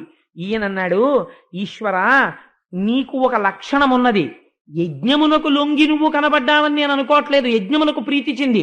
ఆ మాట నేనంటే దోషం. ఎందుకో తెలుసా? నీ యందు ఒక గుణం ఉన్నది. పరమభక్తితో పరమ ప్రీతితో తెచ్చి ఒక నీటి చుక్క ఇలా పోస్తే నువ్వు లొంగిపోతావు. ఒక తులసి దళాన్ని తీసుకొచ్చి ఇలా అర్పిస్తే నువ్వు లొంగిపోతావు. నిజమే, వరాహ పురాణంలో ఈశ్వరుడు ప్రతిజ్ఞ చేశాడు, ఏకేన తులసి మాత్రదలేనాపి నరోత్తమ పూజయేద్భక్తి భావేనా సంరక్షామి ఇతి మత్పణః అన్నాడు. పరమభక్తితో ఒక్క తులసి దళాన్ని తెచ్చి నా పాదాల మీద ఎవరు వేస్తున్నారో వాళ్ళకి నేను లొంగుతున్నాను అన్నాడు ఆయన. అందుకని నువ్వు లొంగేటటువంటి స్వభావం ఉన్నవాడివి, భక్తికి వశుడు అవుతావు. అందుకని నువ్వు నాకు కటాక్షించడానికి కారణం నా యందు ఉన్నటువంటి భక్తిని నువ్వే ప్రచోదనం చేసి నాకు దర్శనమిచ్చి నన్ను ఉద్ధరించావు. ఇంతగా భక్తికి లొంగేవాడివి కాబట్టే నిన్ను కోరిక కోరుతున్నాను, నీలాంటి కొడుకునోణ్ణి నాకు ఇయ్యి అంది. అక్కడ ఉన్న ఋత్విక్కులు అన్నారు, ఈశ్వరుడు అలా ఇవ్వగలిగిన వాడే అని. మీరు ఒక మాట చూడండి, ఆశీర్వచనం చేస్తుంటారు. ఏదో పశ్చిమ దిక్కున ఉన్నటువంటి వరుణ ప్రసాదాత్ ఆయురారోగ్యైశ్వర్యాభివృద్ధిరస్తో అంటారు. అంటే పక్కన కూర్చున్న వాళ్ళు తథాస్తో అంటారు. ఎందుకండి వీళ్ళండం ఎందుకు? ఆయన అన్నాడు కదా, ఆశీర్వచనం చేశాడు కదా, వరుణుడి యొక్క అనుగ్రహము చేత నీకు ఏదో ధనధాన్య సమృద్ధి కలుగుగాక అన్నాడు. ఆల్ రైట్, సరిపోయింది, అక్కడతో ఆశీర్వచనం అయిపోయింది. ఆయన దగ్గర శిష్యరికం చేసేవాడు ఒక ఆయన కింద కూర్చుని తథాస్తు అంటుంటాడు. మన సత్యనారాయణ వ్రతంలో చూశారు కదా మీరు. దీనికి వెలిడిటీ ఎక్కడుంది? అలా ఎందుకంటారండి? పెద్ద ఆయన చేసిన ఆశీర్వచనం కన్నా ఈ పిల్లాడు కూర్చుని తథాస్తు అన్నది గొప్ప మాట. అలా ఎందుకు తథాస్తు అండం అంటే అదే రహస్యం. ఏమిటో తెలుసా అండి, ఈయన ఒక మాట అన్నాడు, ఇప్పుడు ఎవరివ్వాలి? వరుణుడు ఇవ్వాలి. వరుణుడు నీకట్లు ఇచ్చుగాక అని ఈయన అన్నాడు. ఈ ఆశీర్వచనం నిజమే. నువ్వు భక్తితో చేసి ఉంటే ఈశ్వరుడు అలా ఇచ్చి నీకు లొంగిపోయేవాడే. ఈయన చెప్పింది కరెక్టే, తథాస్తు ఈయన అంటాడు. అంటే ఏంటి? నీకేం అనుమానం అక్కర్లేదు, నువ్వు భక్తితో చేసి ఉంటే నీకు అనుగ్రహం వచ్చేస్తోంది. ఇప్పుడు ఇది ఎవరికి బైండింగ్? ఈశ్వరుడి మీదకి వెళ్ళి చుట్టుకుంటుంది. ఈయన తథాస్తు అన్నాడు అనుకోండి, ఇప్పుడు ఆయన తప్పుకున్నాడు అనుకోండి, బ్రాహ్మణ వాక్యాన్ని దాటాడు.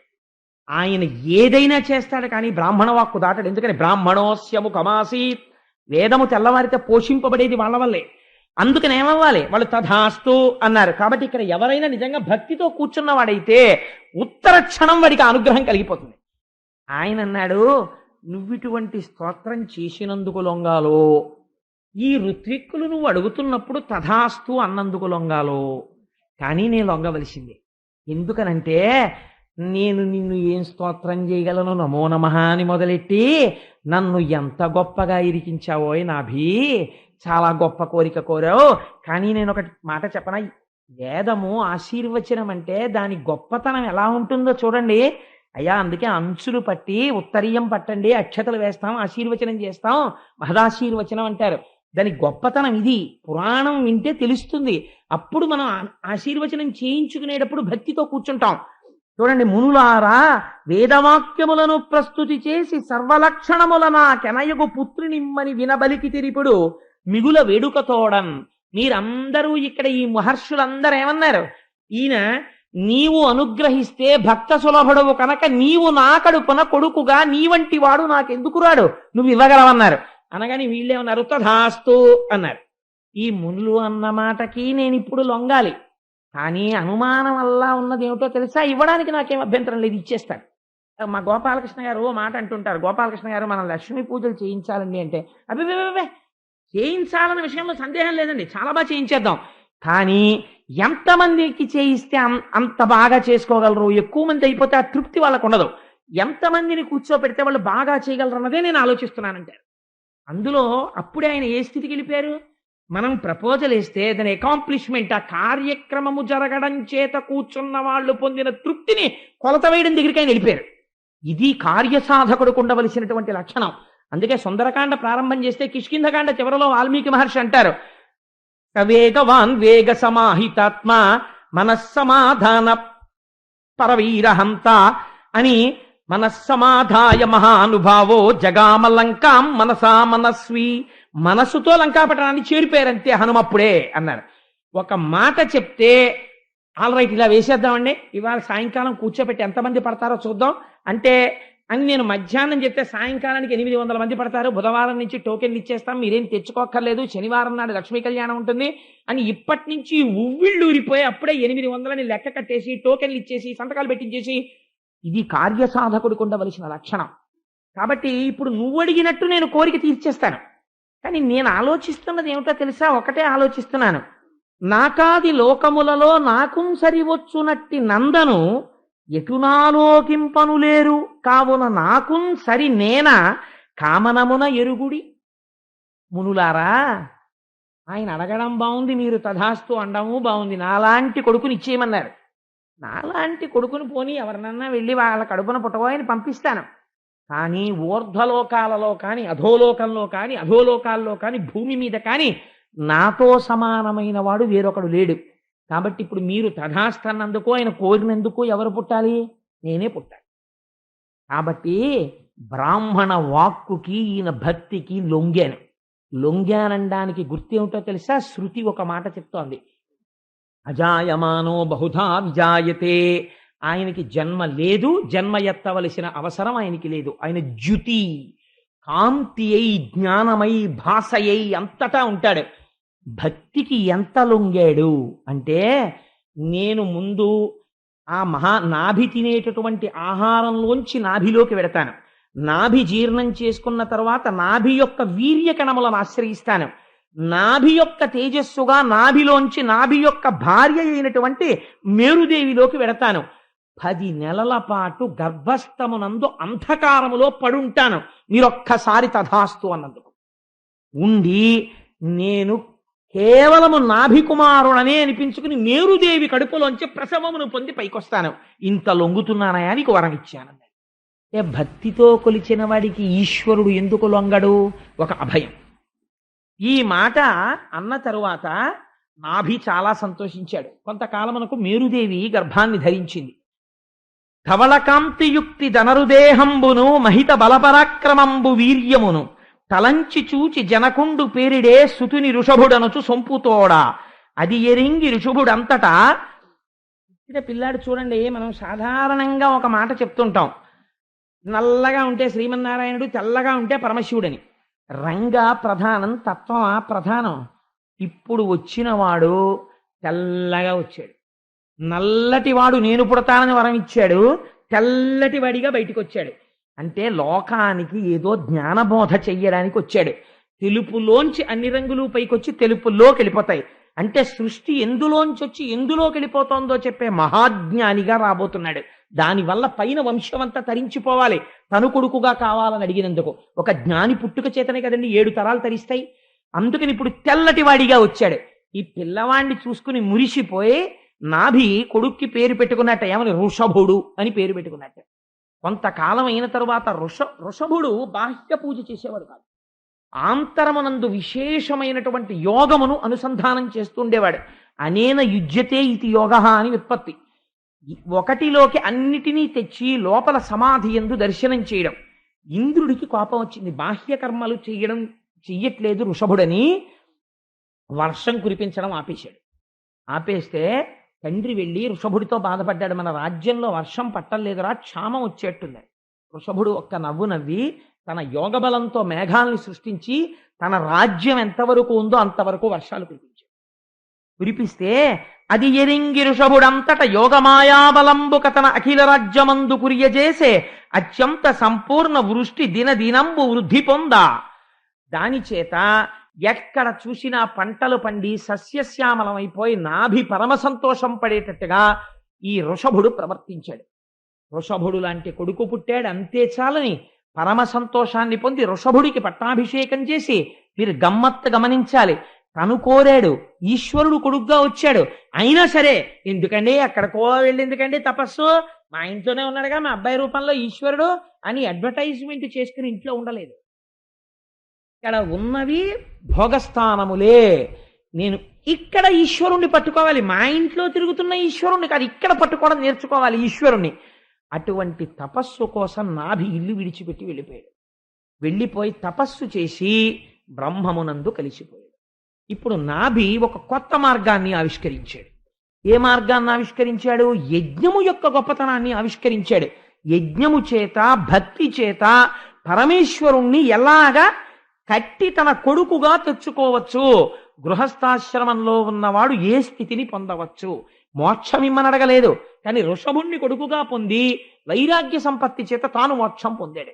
ఇది నాభి యొక్క వృత్తాంతం.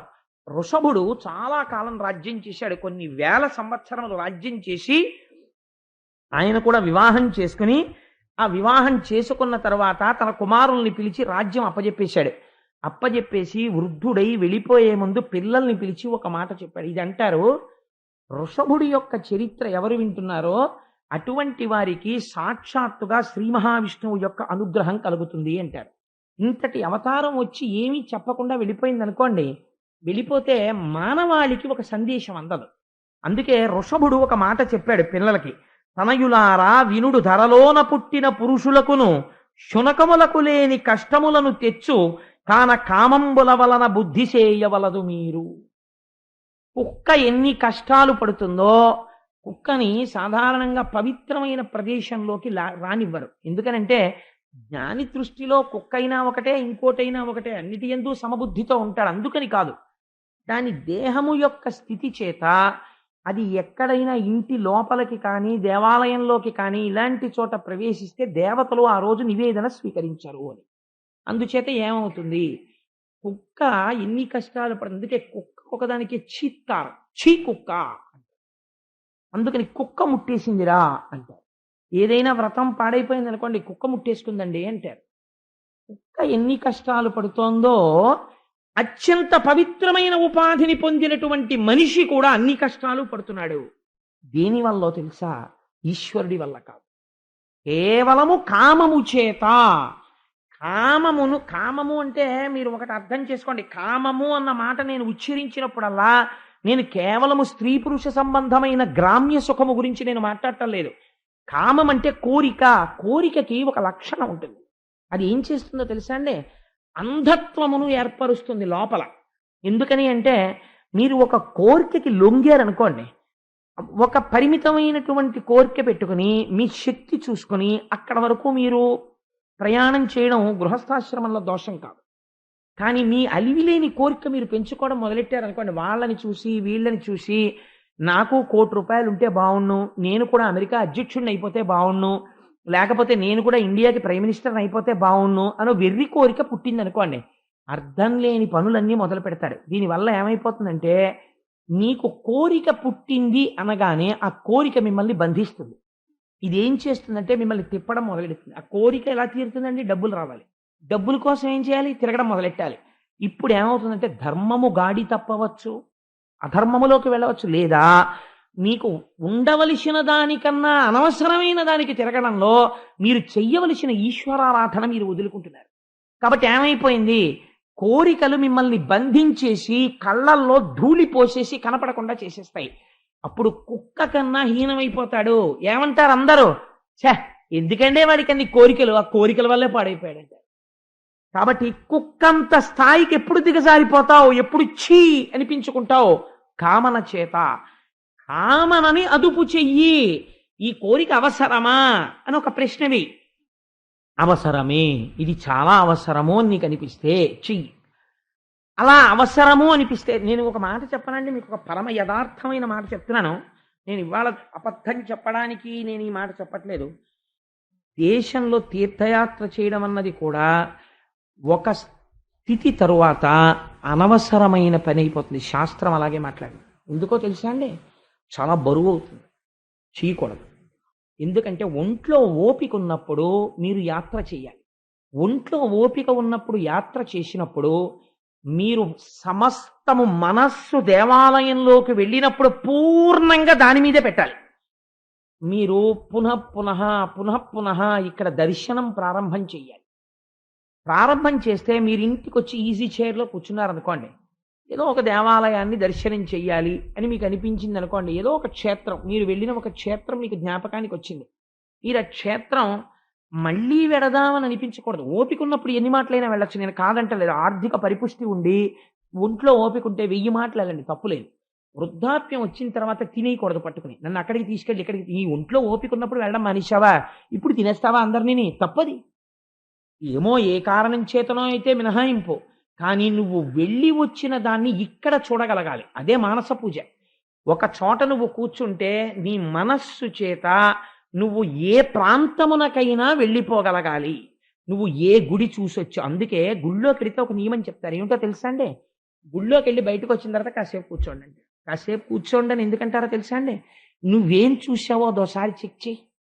కాసేపు మీరు చూసేస్తారు కదా, గుడి అంతా చూసేశాక మీరు ఇలా కూర్చున్నారనుకోండి, ఇలా కూర్చుంటే మీకు మొత్తం గుడి ప్రాంగణం అంతా జ్ఞాపకానికి వచ్చేయాలి. నేను అయ్యప్ప స్వామి గుడికి వెళ్ళాలి అని అనిపించింది అనుకోండి, ఒక్కసారి నేను దొరగారి కారులోంచి దిగి ఆ రోడ్లోంచి అలా నడిచొస్తుంటే అక్కడ సెక్యూరిటీ గార్డు కనపడి అలా నేను కుడి పక్కకి తిరగగానే ఆ గట్టు దాటి లోపలికి వస్తే హనుమ చుట్టూ ప్రదక్షిణం, ఆ మూలకుండేటటువంటి సింధూరం డబ్బా, అక్కడ అద్దం, అక్కడ ఉన్నటువంటి బ్రహ్మచారి, ఆ ఎదురుగుండా ఉన్న పళ్ళెం, ఆయన నాకు పెట్టే పాదుకలు, అక్కడి నుంచి ఎదురుగుండా వెడితే ఉండే రామాలయం, దాని మీద ఉండేటటువంటి భగవద్గీత మూర్తి, అది దాటి వెళ్ళిన తర్వాత చట్ట, దాని మీద అరుగు, అరుగులోంచి దాటిన తర్వాత గడప, గడప దాటి వెడితే బల్ల, బల్ల వెనకాతల అతి సౌమ్యమైన ఆచార్యులు గారు, ఆచార్యులు గారి వెనకాతల గదిలో సీతారామ లక్ష్మణులు, హనుమ, ఎర్రటి ముఖంతో గులాబీ రంగుతో సీతమ్మ, ఆవిడ కిరీటం, నిలబడినటువంటి అమ్మవారు, ఆవిడ కట్టుకున్నటువంటి చీర, అందంగా ఆచార్యులు గారు కట్టేటటువంటి ఆ వస్త్రాలంకారం, పక్కన రామచంద్రమూర్తి, ఆయన చేతిలో కోదండం, ఆయన అభయహస్తం, కాళ్ళ దగ్గర ఇలా కూర్చుని ఆయన పంచ తగిలేట్టుగా కూర్చున్న హనుమ, పక్కన లక్ష్మణస్వామి, ఆయన పట్టుకున్న ధనస్సు, ఆచార్యులు గారు ఇచ్చేటటువంటి నీరాజనం, ఆయన పట్టుకొచ్చి ఉద్ధరణితో నా చేత్తో పోసే నీళ్లు, నేను చేయి గడుక్కుని పట్టుకునే మంత్రపుష్పం, ఆయన చదివేసిన తర్వాత నేను ఆ పళ్ళెంలో వేసేటటువంటి పువ్వు, ఆయన నా గోత్రనామాలు చెప్తూ స్వామి పాదాల మీద వెయ్యడం, బయటికి వస్తుంటే ఎవరో దండం పెట్టడం, ఆ తర్వాత అది యువతలకి దాటి మళ్ళీ కొంచెం ఇలా కుడిపక్కకి తిరిగితే ఓ చిన్న గూట్లో త్యాగరాజస్వామి వారు ఇలా బ్రహ్మం వంక చూస్తూ పరవశించిపోతూ ఇలా తుంబుర పట్టుకుని ఆయన, ఇటు పక్కన కృష్ణ భగవానుడు, రుక్మిణీదేవి నిలబడి మంచి పంచ కట్టుకుని అమ్మవారు, అక్కడేమో అద్దాలతో ఎన్ని డబ్బులు లోపలున్నాయో కనపడేటటువంటి హుండీ, అందులోకి వేస్తే ఇలా మహానందిలో నీళ్లలోకి వెడుతున్న రూపాయి కనపడినట్టు ట్రాన్స్పరెన్సీ కనపడే ఒక విచిత్రమైన హుండీ, అక్కడేమో ఆచార్యులు గారు అబ్బాయి నవ్వుతూ అతనిచ్చే పాదుకలు, అతనిచ్చే నీరాజనం చూసి మళ్ళీ అందులోంచి బయటికి వచ్చి ఆలయ ప్రాంగణంలోకి వచ్చి కుడి పక్కకి తిరిగితే కనబడే దత్తాత్రేయ స్వామి వారు, ఇవన్నీ నీకు ఇక్కడ ముద్రపడాలి. ఇప్పుడు అయ్యప్ప స్వామి వరకు నేను ఎక్కడ చెప్పను, ఇక్కడ నీకు కనపడ్డం మొదలైతే నువ్వు ఓపిక ఉన్నప్పుడు చేసిన దర్శనానికి ఏమైనా సార్థకత. ఇవి ఏవి నువ్వు చూడలేకపోతుంటే ఇక్కడ నువ్వు ఎందుకు గుళ్ళోకి వెళ్ళినట్టు? అలా ఎక్కడైనా పొరపాటు పడ్డావేమో చూసుకోవడానికే కూర్చోమంటారు. కూర్చుని కళ్ళు మూసుకొని నువ్వు గుళ్ళోకి వచ్చిన దగ్గర నుంచి ఏమేం చూసావో ఒక్కసారి గుర్తు తెచ్చుకుని, ఫలానా చోట ఏముంది గుర్తు రావట్లేదు అనిపిస్తే మళ్ళీ ఓసారి అక్కడికి వెళ్ళి చూసి నమస్కారం పెట్టి వెళ్ళిపోతే నీకు ఇక్కడ ముద్ర పడిపోతే వృద్ధాప్యం వచ్చిన తర్వాత నువ్వు ఎక్కడ కూర్చో, శ్రీశైలం పెడతావు, వెంకటాచలం పెడతావు, కాశీ పెడతావు, గయ ఎడతావు, ప్రయాగ ఎడతావు, ఎక్కడికైనా వెళ్ళిపోతావు. ఇలా వెళ్ళిపోగలిగితే నీ జన్మ సార్థకత అయిపోతుంటుంది. బాల్కనీలో కూర్చున్నట్టు కనపడుతుంటావు, కానీ నువ్వు కాశీలో విశ్వేశ్వరలింగానికి అభిషేకం చేసేస్తుంటావు. ఈశ్వరుడికి ఒక్కడికే తెలుసు నువ్వు అక్కడుండి అభిషేకం చేస్తున్నావు అవసర సంధ్య వేళలోని. నీ మనవలకి తెలియదు, మనవరాళ్ళకి తెలియదు, కోడలకి తెలియదు, కొడుక్కి తెలియదు. నాన్నగారు బాల్కనీలో కూర్చున్నారు చల్లగాలికి అనుకుంటారు. నువ్వు కాశీలో ఉండి విశ్వేశ్వరాభిషేకం చేస్తున్నావని ఎవ్వరికి తెలియదు. నువ్వు మనస్సుతో వెళ్ళగలవు. కాశీ విశ్వేశ్వరాలయం నీకు ఇక్కడ లేదు, నువ్వు ఎలా పెడతావు? నువ్వు వెళ్ళలేవు. నువ్వు వెళ్ళగలిగేది ఇక్కడ చూడగలిగితే. కాబట్టి ఇక్కడ ధారణ ఉండాలి, ఇక్కడ పూనిక ఉండాలి. ఆ పూనిక మాత్రమే మనిషిని పెంచుతుంది. అందుచేత ఆయన అంటున్నాడు కామన. ఈ కామన పెరిగిపోవడమే బంధహేతు అయిపోతుంది. దీన్ని విరగ్గొట్టడానికి నేను 2 మార్గములు చెప్తాను, జ్ఞాపకం పెట్టుకోండి. ఏమిటో తెలుసా? 1 తపము చెయ్యండి లేదా ధ్యానము చేయండి, ఈశ్వరుడు యందు భక్తిని పెంపొందించుకోండి. 2 సజ్జన సాంగత్యము చెయ్యండి. సజ్జన సాంగత్యము ఒక్క చోటికి తీసుకెడుతుంది, ఈశ్వరుడి దగ్గరికి తీసుకెడుతుంది. దుర్జన సాంగత్యము సంసారమునందు నొక్కి పెట్టి తొక్కేస్తుంది, ఊబిలోకి తొక్కినట్టు తొక్కుతుంది. నువ్వు సాంగత్య నిష్ట పెంచుకో. ప్రయత్నపూర్వకంగా భగవద్భక్తులతో స్నేహం చేసి వాళ్ళని గౌరవించడం నేర్చుకో. క్రమక్రమంగా అంతటా ఈశ్వరుణ్ణి చూడడం నేర్చుకో. నేను నాది అన్న భావన విడిచిపెట్టు. అరయ కర్మరూపమగు అవిద్యాజన్మమైన హృదయ బంధనాది లతల అప్రమత్త యోగమును మహాచురికచే తెంపవలయునంత తెంపుతోడా. కొంతకాలం అయిపోయిన తర్వాత ఇంకా అలా భోగాల్లో కొట్టుకుపోవడం కాదు, అగ్నిధ్రుడిలాగా కొంతకాలం అయిపోయిన తర్వాత జ్ఞానం అనే కత్తి చేత్తో పట్టుకుని ఈ అభిమానాలనేటటువంటి లతల్ని ప్రయత్నపూర్వకంగా తెగకోసి ఈశ్వరుడితో అనుబంధం పెట్టుకుని మోక్షమును పొందు అని తన బిడ్డలకి చెప్పి, నేను బయలుదేరుతున్నాను, ఇంకా నేను దేనిని పొందాలో దాన్ని పొందడానికి బయలుదేరుతున్నాను, మీ అందరూ రాజ్యం సంతోషంగా చేసుకోండి అని చెప్పి మహానుభావుడు బయలుదేరాడు. అంతే. ఆ క్షణం ఈ గీత అంటే లేదా ఈ వాక్యములను కొడుకులతో చెప్పడానికి మాట్లాడి పూర్తి చేసినది ఏది ఉందో దాని తర్వాత ఇంకా వృషభుడు జీవితంలో మాట్లాడవలసిన అవసరం లేదు. ఇంకా మౌనమే, ఏమీ కోరిక లేదు, ఇది నేను కాదు. ఈ లోనున్నదేది ఈశ్వరుడు. ఇది ఆయన్ని చేరుకునే వరకు ఇది అంటిపెట్టుకుని ఉంటుందంటే. కాబట్టి ప్రారబ్ధమైపోయే వరకు దీనితో ఉంటాను. ఇది పడిపోతుంది ఒకనాడు, లోపలది తన స్థితిని తాను పొందేస్తుంది. అందుకని అప్పటి వరకు దీన్ని మోస్తాను. కూలికొచ్చిన వాడు బియ్యం బస్తాన్ని ఎలా పట్టుకొస్తాడో మహాజ్ఞాని శరీరాన్ని అలా మోస్తాడు.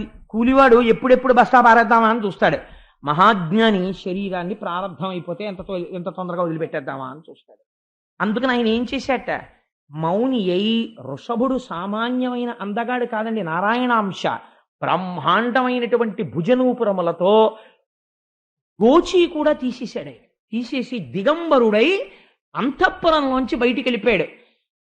అందుకే రామకృష్ణ పరమహంస అంటారు, నోటితో చెప్పడం కాదు, వైరాగ్య భావన కలిగిన నాడు ఎటువంటి స్థితిని పొందుతాడో చూడండి. ఆ అంతఃపురంలో సింహాసనం మీద కూర్చుని రాజ్య పరిపాలన చేసిన వృషభుడు ఇంతటి అందగాడు, అంతెత్తు మూర్తి, దిగంబరుడై మౌనంగా నిశ్శబ్దంగా చిరునవ్వుతో వెళ్ళిపోతుంటే మోహమును పొందారట చాలా మంది. ఆయన యొక్క రూపాన్ని చూసి ఏం అందగాడని. ఆయన మాత్రం మాట్లాడకుండా వెళ్ళిపోతున్నాడు.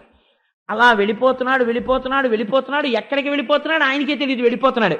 కొంత దూరం వెళ్ళిపోయిన తర్వాత ఒళ్ళ స్నానం లేదు, ఒళ్ళంతా ధూళి పట్టేసింది. ధూళి చేత మిగుల ధూసరితంబైన జడలు కట్టికడు పింగళి వర్ణనమున కేశపాశమును వెలిగించుతూ ఇతరులెవరు తన్ను ఎరుగకుండా.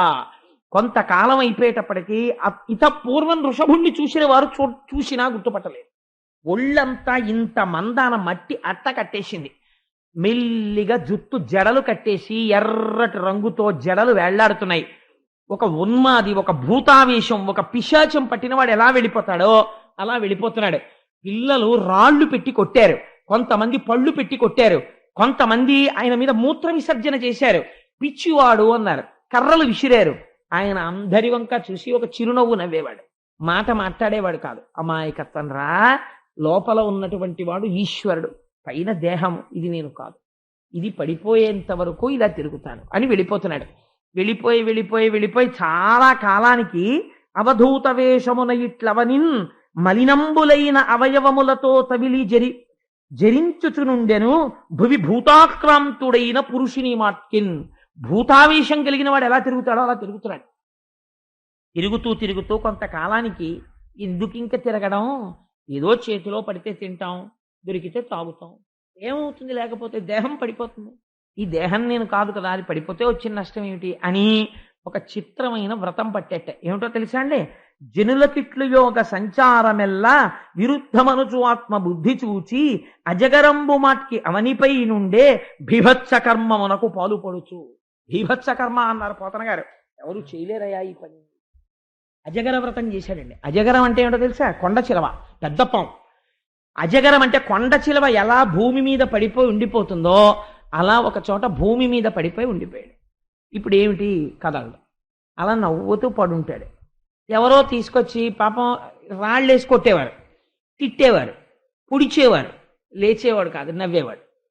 ఎవరో తీసుకొచ్చి పాపం అయ్యో ఏమిటో అలా పడిపోయాడు, పోన్లేండి ఎవరి జోలికి వచ్చాడు, ఏం చేశాడు అని ఓ అరటిపండు ఇట్టేవారు, తినేవాడు. అక్కడే మల విసర్జన చేసేవాడు, అక్కడే మూత్ర విసర్జన చేసేవాడు, అందులోనే పొర్లుతూ ఉండేవాడు. ఈయన మల విసర్జన చేస్తే అందులోంచి 10 యోజనముల దూరము సుగంధము వ్యాప్తి చెందుతుండేది. అటువంటి యోగాన్ని పొందేశాడు.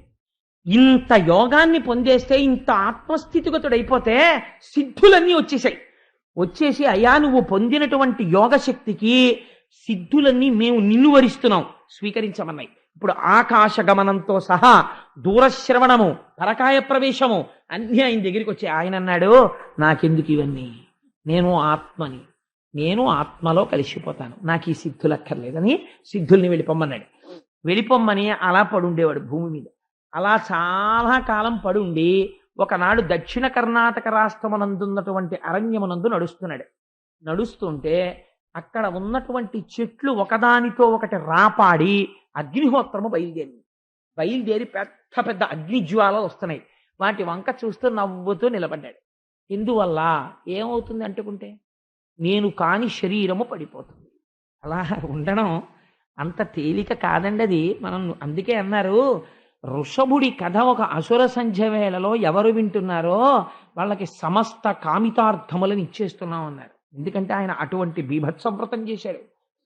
ఆ అగ్నిహోత్రం శరీరాన్ని పట్టుకుంటుంటే నవ్వుతూ నిలబడ్డాడు. శరీరం కాలిపోయింది, తను ఆత్మలో కలిసిపోయాడు. చిత్రం ఏమైందంటే వృషభుడు ఇలాగా శరీరాన్ని వదిలిపెట్టాడు అని ఆ రాజ్యాన్ని ఏలుతున్న అర్హన్ అన్న రాజు తెలుసుకున్నాడు. తెలుసుకుని, ఓ మనకొక సత్యం తెలిసింది, లోపల ఉన్నది ఆత్మ, ఈ శరీరము మనము కాదు. కాబట్టి ఇంకా రాజ్యంలో ఉన్న వాళ్ళెవ్వరూ స్నానం చేయక్కర్లేదు, సంధ్యావందనం చెయ్యక్కర్లేదు, దేవాలయాలకు వెళ్ళక్కర్లేదు, అలాగే పూజలు చెయ్యక్కర్లేదు, బ్రాహ్మణుల్ని గౌరవించక్కర్లేదు, వేదం చదవక్కర్లేదు, యజ్ఞయాగాదులు చెయ్యక్కర్లేదు. అందరూ గుడ్డలిప్పేసుకుని హాయిగా ఇలాగే జడులులా భూతావేశం ఉన్న వాళ్ళలా తిరుగుతుండండి. ఎప్పుడు పడిపోతున్నారు. వాళ్ళందరూ ఈ ప్రక్రియ మొదలెట్టారు. అయితే ఇది మహాదోషము అన్నారు వ్యాసుల వారు. ఎందుచేత? ఇది కలియుగ లక్షణము అని పిలిచారు. కారణమేమి అంటే మీరు జ్ఞాపకం పెట్టుకోండి బాగా, మీరు ప్రయత్నపూర్వకముగా జ్ఞానిని అనుకరించరాదు. 2, మీరు జ్ఞానిని అనుకరించలేరు. 2, మీరు ఎన్నడూ అజ్ఞానిని అనుకరించరాదు. ఈ రెండు ఎక్స్ట్రీమ్స్ జీవితానికి.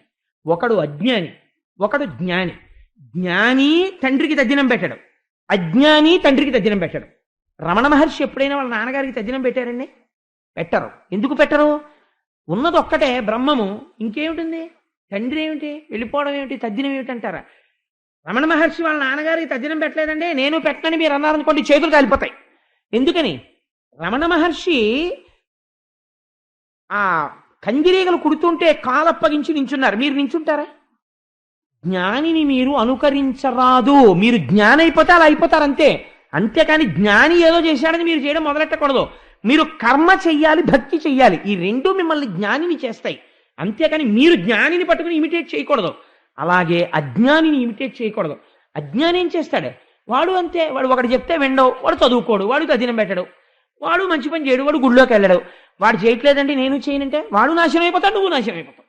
అందుకని జీవితమునందు బాగా గుర్తుపెట్టుకోవలసినది ఏది? అజ్ఞానిని అనుకరించరాదు, మహాజ్ఞానిని అనుకరించు ప్రయత్నము కూడదు. కానీ మహాజ్ఞానిని గౌరవించి వారి బోధలు విని అటువంటి స్థితిని పొందడానికి భక్తితో కూడిన కర్మాచరణము చెయ్యాలి. ఇది వైరాగ్యం ఇచ్చి నిన్నొక నాటికి జ్ఞానిగా నిలబెట్టవచ్చు అంతే. ఇక్కడ కొంతమంది పొరపడుతుంటారు. అదే అర్హం చేసినటువంటి భయంకర కృత్యము. కాబట్టి పోతన గారు అన్నారు, ఒక మాట చెప్పారు. సాధారణంగా ఆ వృషభుడు ఎలా జీవితాన్ని గడిపాడో అలా ఎవ్వరూ గడపలేరని మాత్రం జ్ఞాపకం పెట్టుకోండి. చాలా కష్టం. కాబట్టి ఏం చేస్తావు? ఒక మహాపురుషుడి యొక్క విశేషంగా ఇది విని చేతులొగ్గి నమస్కరించు. నీకు భక్తి జ్ఞాన వైరాగ్యములు కలిగి కృష్ణపాదములను చేరుకుంటావు. నీకు ఇహమునందు సమస్తము కలుగుతుంది. ఆ మహానుభావుడు, ఆ వృషభుని యొక్క కుమారుడే భరతుడు. ఆయన పరిపాలించాడు కాబట్టే భరతుడు అని పేరొచ్చింది. ఆ భరతుడు విశ్వరూపుడు అనబడేటటువంటి ఆయన కుమార్తె పంచజనుడి వివాహం చేసుకుని 5 బిడ్డల్ని కన్నాడు.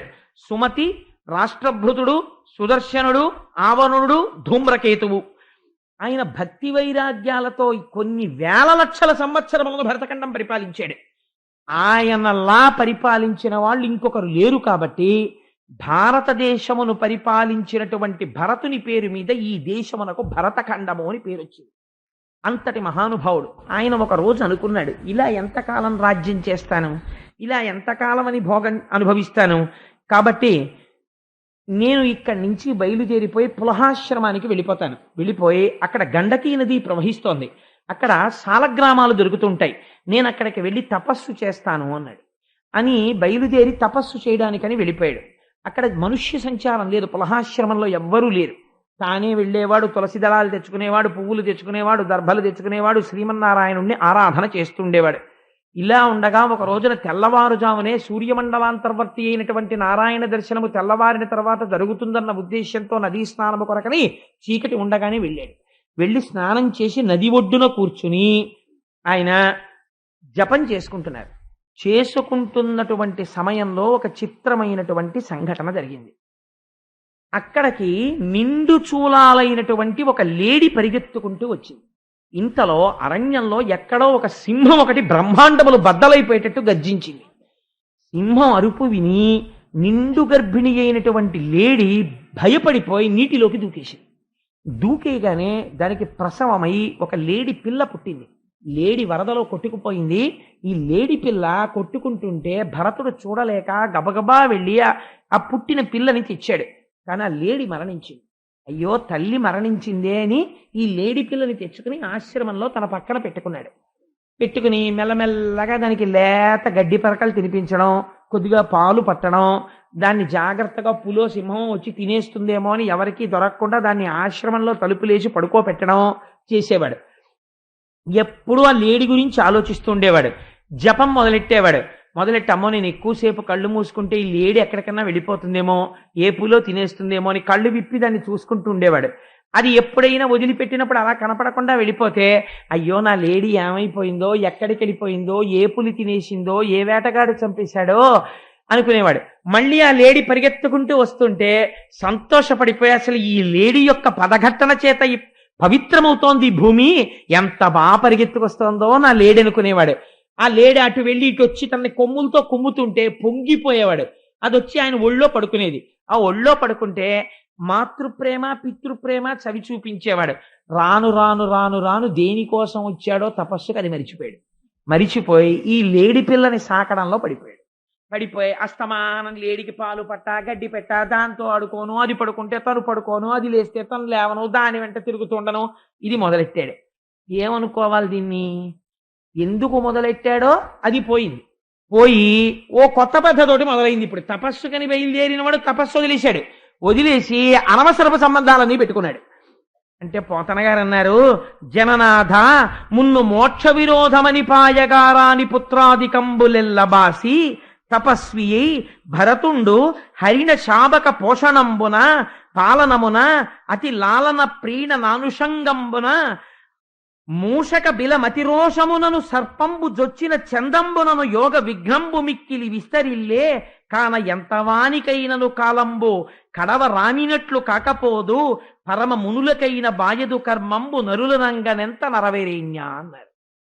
ఎలుక ఉన్న కన్నంలోకి పాము జొరబడిపోతే ఎలా ఉంటుందో అలా అసలు తన కడుపున పుట్టిన పిల్లలను వదిలేశాడు, తన భార్యను వదిలేశాడు, తన రాజ్యాన్ని వదిలేశాడు, ఈశ్వరుణ్ణి చేరుకుంటానని అడవిలో ఎవ్వరూ లేని పులహాశ్రమానికి వచ్చాడు. తపస్సు అన్నాడు, కూర్చున్నాడు. మనస్సంతా తీసుకెళ్లి ఓ లేడి మీద పెట్టాడు. ఏమనుకోవాలి? ఎటువంటి వాడికి కాలం ఎంత గమ్మత్తుగా ఏదో ఒక ఎరవేసి అలా భ్రష్టం చేసేస్తుందో చూడరా. ఈశ్వరుడే కావాలని బయలుదేరిన వాడికి ఇన్నెందుకు కావలసి వచ్చారే, ఇప్పుడు ఈ లేడెందుకు కావలసి వచ్చిందిరా అన్నాడు. అని అంత్యకాలం సమీపించింది భరతుడికి. ప్రాణం పోతోంది కానీ మనస్సులో మాత్రం అయ్యో నేను చచ్చిపోతున్నాను, నా లేడీ ఏమైపోతుందో, నా లేడీ వంక చూస్తూ కన్నుల నీరు పెట్టుకుని ఆ లేడీనే స్మరణ చేస్తూ ప్రాణం వదిలేశాడు. ఈశ్వరుడికి రాగద్వేషాలుండవు. ఆఖరి స్మరణ లేడీ మీద ఉండిపోయింది కాబట్టి లేడీగా పునర్జన్మనిచ్చాడు. లేడీగా పుట్టి అయ్యయ్యో అంతటి చక్రవర్తినయ్యాను, నేను పరిపాలిస్తే దేశానికి భరతవర్షం అని పేరొచ్చింది, అదే దేశంలో గడ్డి తింటూ లేడినయ్యాను అని నేను ఆ లేడిని పట్టుకోవడం వల్ల కదా నాకు ఈ సంఘం వచ్చింది, అసలు నేను ఎవరిని ముట్టుకోనని వ్రతం పెట్టుకున్నాడు. నోరు విప్పి మాట్లాడేవాడు కాదు. పచ్చగడ్డి తింటే దాని మీద ఉన్న క్రిములు చచ్చిపోతాయని ఎండుగడ్డి మాత్రమే తినేది ఆ లేడి. అంత విచిత్రమైన వ్రతం పెట్టుకుని తన పూర్వజన్మలో ఎక్కడ ప్రాణం విడిచిపెట్టాడో ఆ పులహాశ్రమానికి వచ్చాడు. ఒక్కనాడు నోరు విప్పి అరిచేది కాదు ఆ లేడి, ఏ మందతోనూ కూడేది కాదు. లోపల ఎప్పుడు నారాయణ స్మరణం చేసుకుంటూ అలా ఎండుటాకులు ఎండుగడ్డి తింటూ జీవితాన్ని గడిపి అంచమునందు భగవంతుణ్ణే స్మరిస్తూ శరీరం విడిచిపెట్టింది. కానీ మోక్షం పొందడానికి మనుష్య శరీరంలోకి రావాలి మళ్ళీ త్రూ ప్రాపర్ ఛానల్.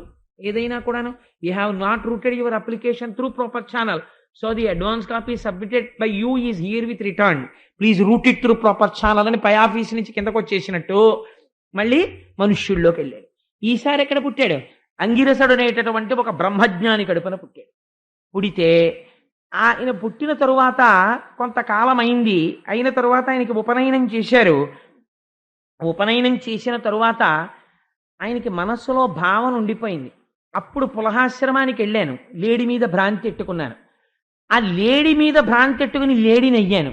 ఎలాగో అలా కష్టపడి మనసులో భగవంతుడిని ఎట్టుకుని లేడిని వదిలి ఇప్పుడు ఈ బ్రహ్మజ్ఞాని కడుపున పుట్టాను.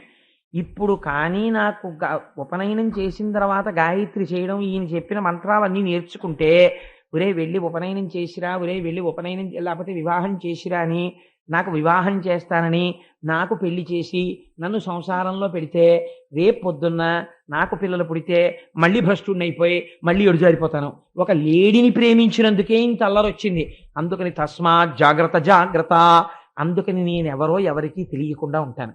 అసలు నాకు పిల్లనిచ్చేవాడు ఎవడుంటాడు, నేను ఎర్రెళ్ళే ఉంటాను, అందున అలా ఉంటానని తండ్రి గారు ఒరే సంధ్యావందనం చేసేటప్పుడు నాన్న ఆచమన చకాల సంకీర్తనం మరిచిపోయిన వాళ్ళ ముందు అర్ఘ్యం ఇచ్చేసి తర్వాత దేశకాల సంకీర్తనం మొదలెట్టేవాడు. ఒరే ముందు ఈ క్రతువు చేసి ఇది చేయరా అంటే ముందు మంత్రపుష్పం చదివి తర్వాత అర్ఘ్యం పాద్యం మొదలెట్టేవాడు. అదేమిట్రా ముందు మంత్రపుష్పం ఏమిట్రా, ముందు అర్ఘ్యం పాద్యం అవన్నీ ఉపచారాలన్నీ అయిపోయిన తర్వాత నీరాజనం అయిపోయిన తర్వాత మంత్రపుష్పం రా అంటే మర్చిపోయానో వెరినవ్వు నవ్వేవాడు. ఏమీ మర్చిపోలేదు, అన్నీ తెలుసు. ఈశ్వరుడు లోపల ఉన్నాడని తెలుసు, ఆత్మ సంగతి తెలుసు, అన్నీ తెలుసు.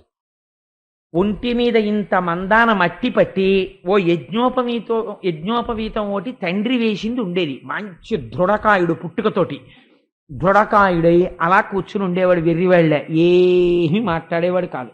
ఇంతలో ఆయన దురదృష్టవశాత్తు తండ్రి మరణించాడు. తల్లిగారు సహగమనం చేసేసింది. సమతి బిడ్డలైనటువంటి అన్నదమ్ములు ఏం చేశారు, తల్లిదండ్రుతోడ తగనగ్ని జొచ్చిన అతని మహిమలిరుగ కంతలోన సవతి తల్లి కొడుకులు వినీతులగుచును శాస్త్ర విద్యలతని చదువనీక. తండ్రి గారైతే దగ్గర కూర్చోబెట్టుకుని ఏదో నేర్పే ప్రయత్నం చేసేవాడు. సమతి బిడ్డలు అన్నారు, వీడికి ఏం వచ్చు, వీడి బుర్రా, నాన్నగారు చెప్తేనే వీడికి రాలేదు, వీడికి శాస్త్రం ఏమిటి, వీడికి అవేం అక్కర్లేదు, వీడిని గొడ్ల సావిడి దగ్గర కూర్చోపెట్టండి, పొలానికి పంపించండి, వీడు ఆ పనులన్నీ చేస్తుంటాడని వీరే పేడెత్తరా అనేవాడు. పేడెత్తేవాడు. వచ్చేవాడు. ఒక్కొక్క రోజున వాళ్ళు కాస్త మధుర పదార్థం తింటూ ఈయనకి కూడా ఓ పెంపుడు జంతువుకి పెట్టినట్టు పెట్టేవారు. పెడితే మధురాన్నం కింద తినేసేవాడు. ఒక్కొక్క రోజున వాడికి పెట్టేది ఏమిటని చెప్పి పాసిపోయిన అన్నం ఇంతుంటే దుర్గంధ భూయిష్టమైపోయినటువంటి పాసిపోయిన అన్నం తెచ్చి అక్కడ పెట్టి ఊరే తినేరానివారు. ఎలాగో ఏమీ తెలియదు తినేస్తాడు అంటే ఆయన మధురాతి మధురమైన అన్నాన్ని ఎలా తింటారో అలా తిని నవ్వేవాడు తప్ప అతుల మృష్ణాన్నమైన శుష్కాన్నమైన ఎద్దిపెట్టిన జిహ్వకు హితముగాని తలచి భక్షించు నా కొండు తలచి మిగుల ప్రీతి చేయడు రుచులందు పెంపుతోడా. తప్ప అదేంటి నాకు పాసిపోయిన అన్నం పెట్టారు, నేను కాయ కష్టం చేసేవాడిని, నాకు ఇలా పెట్టడమా అని తిరగబడి అడిగేవాడు కాదు. మౌనంతో ఏది పెడితే అదే తినేసేవాడు. సర్వం బ్రహ్మమయం జగత్ అని ఆ బ్రహ్మమునందు మనసు కుదుర్చుకుని ఉండిపోయాడు. అలా ఉండిపోతే ఓ రోజున అన్నదమ్ములు అన్నారు, ఒరే నువ్వు పొలానికి వెళ్ళి ఆ పొలం మీద అక్కడ మంచె ఉంటుంది, ఆ మంచె మీద కూర్చొని పంటని కాపలా కాయరా అన్నారు.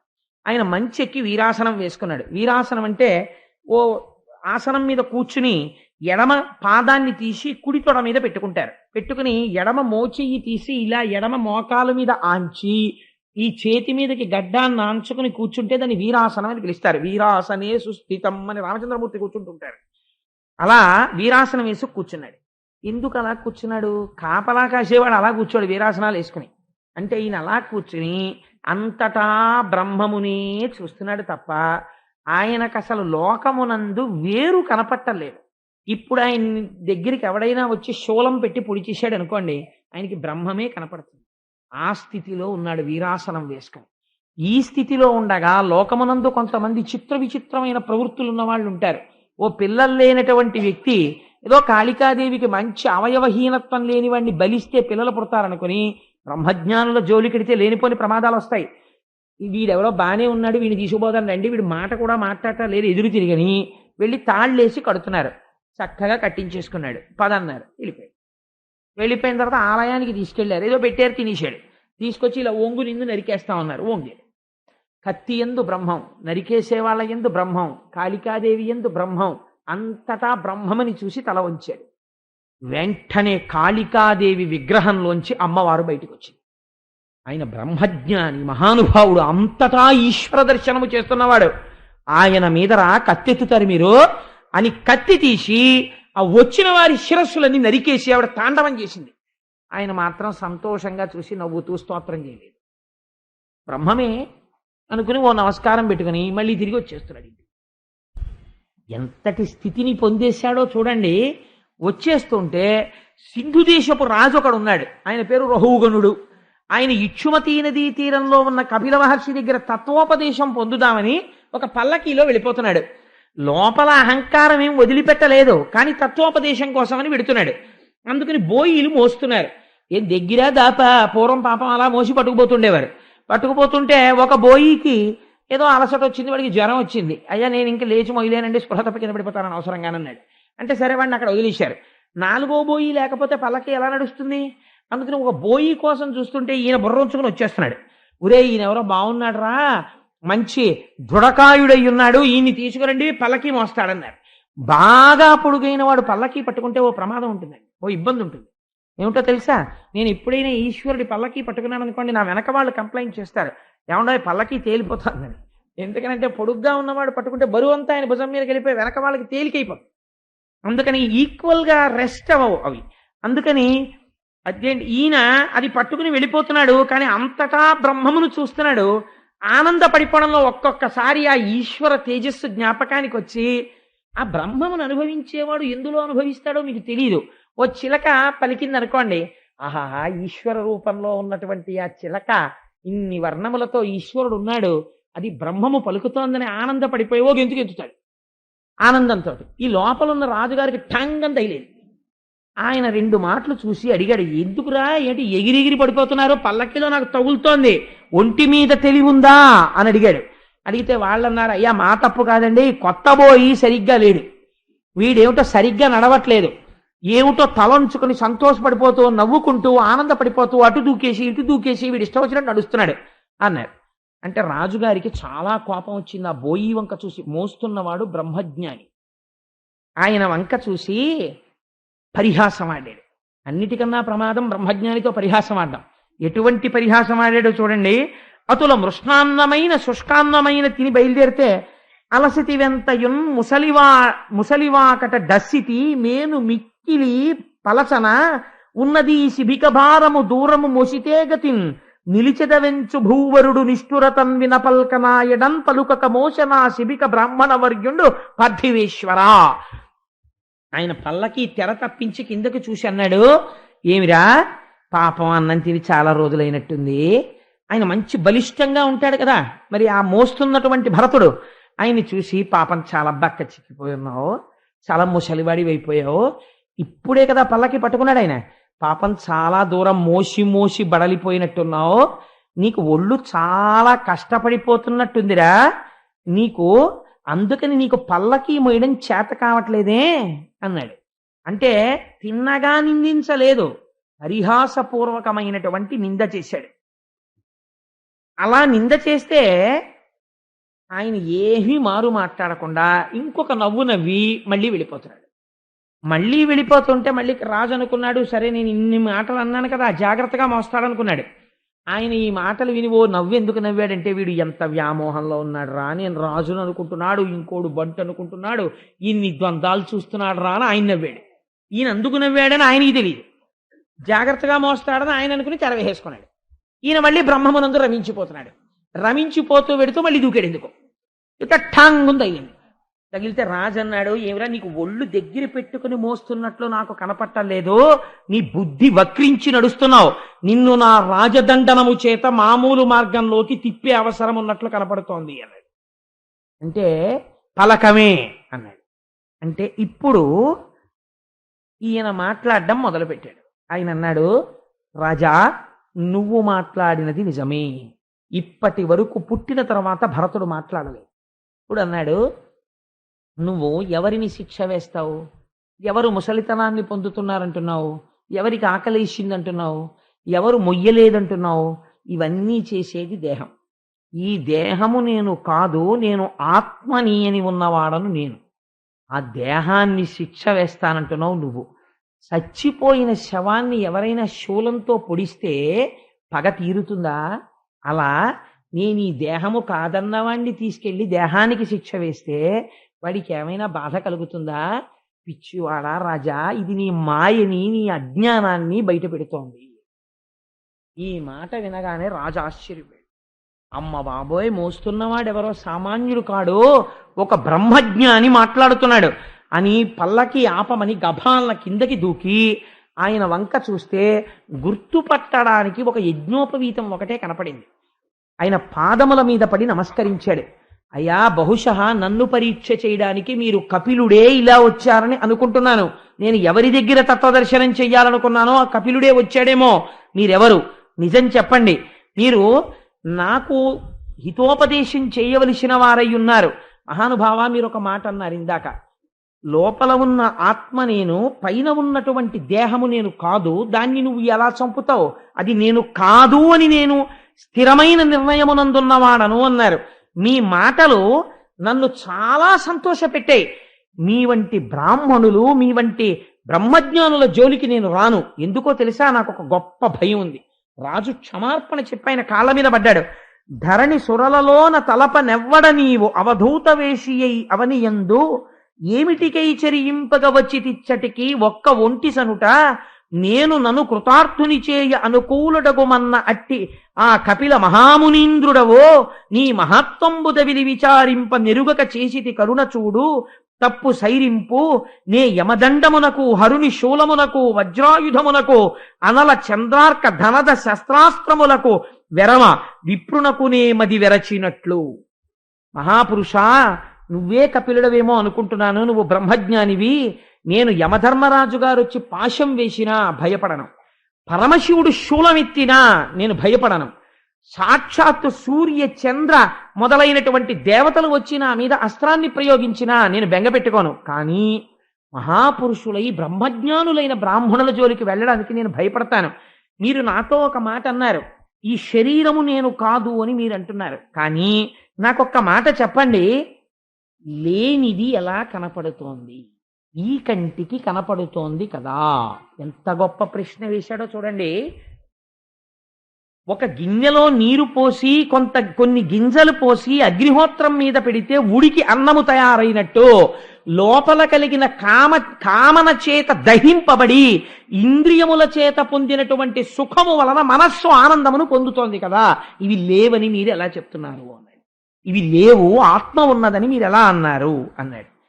అంటే అప్పుడు నవ్వి, రాజా, నువ్వు ఉపదేశం పొందడానికి అర్హతని పొందావు, అందుకుని చెప్తున్నాను. ఈ లేదు అనబడేటటువంటి పదార్థము ఈ కన్నుల చేత లేనిది కాదు, ఈ కన్నులకు కనపడుతుంది. దీన్ని తిరస్కరించకపోతే నువ్వు ఏది కనపడుతోందో అది సత్యమని నిలబడిపోయిన వాడివే. ఇప్పుడు ఇక నీకు బోధ ఎందుకు? ఎదురుగుండా ఉన్నవారు మనుషులు, నేను మనుషుల్ని అనడానికి బోధ అక్కర్లేదు. ఉన్నదొక్కటే, సభాస్వరూపమైనటువంటి పరమశివునకు నమస్కారము అని అన్నాను అనుకోండి. ఇంతమంది లేరు సభలో, శివుడొక్కడే కూర్చున్నాడు అని నేను అన్నాను అనుకోండి.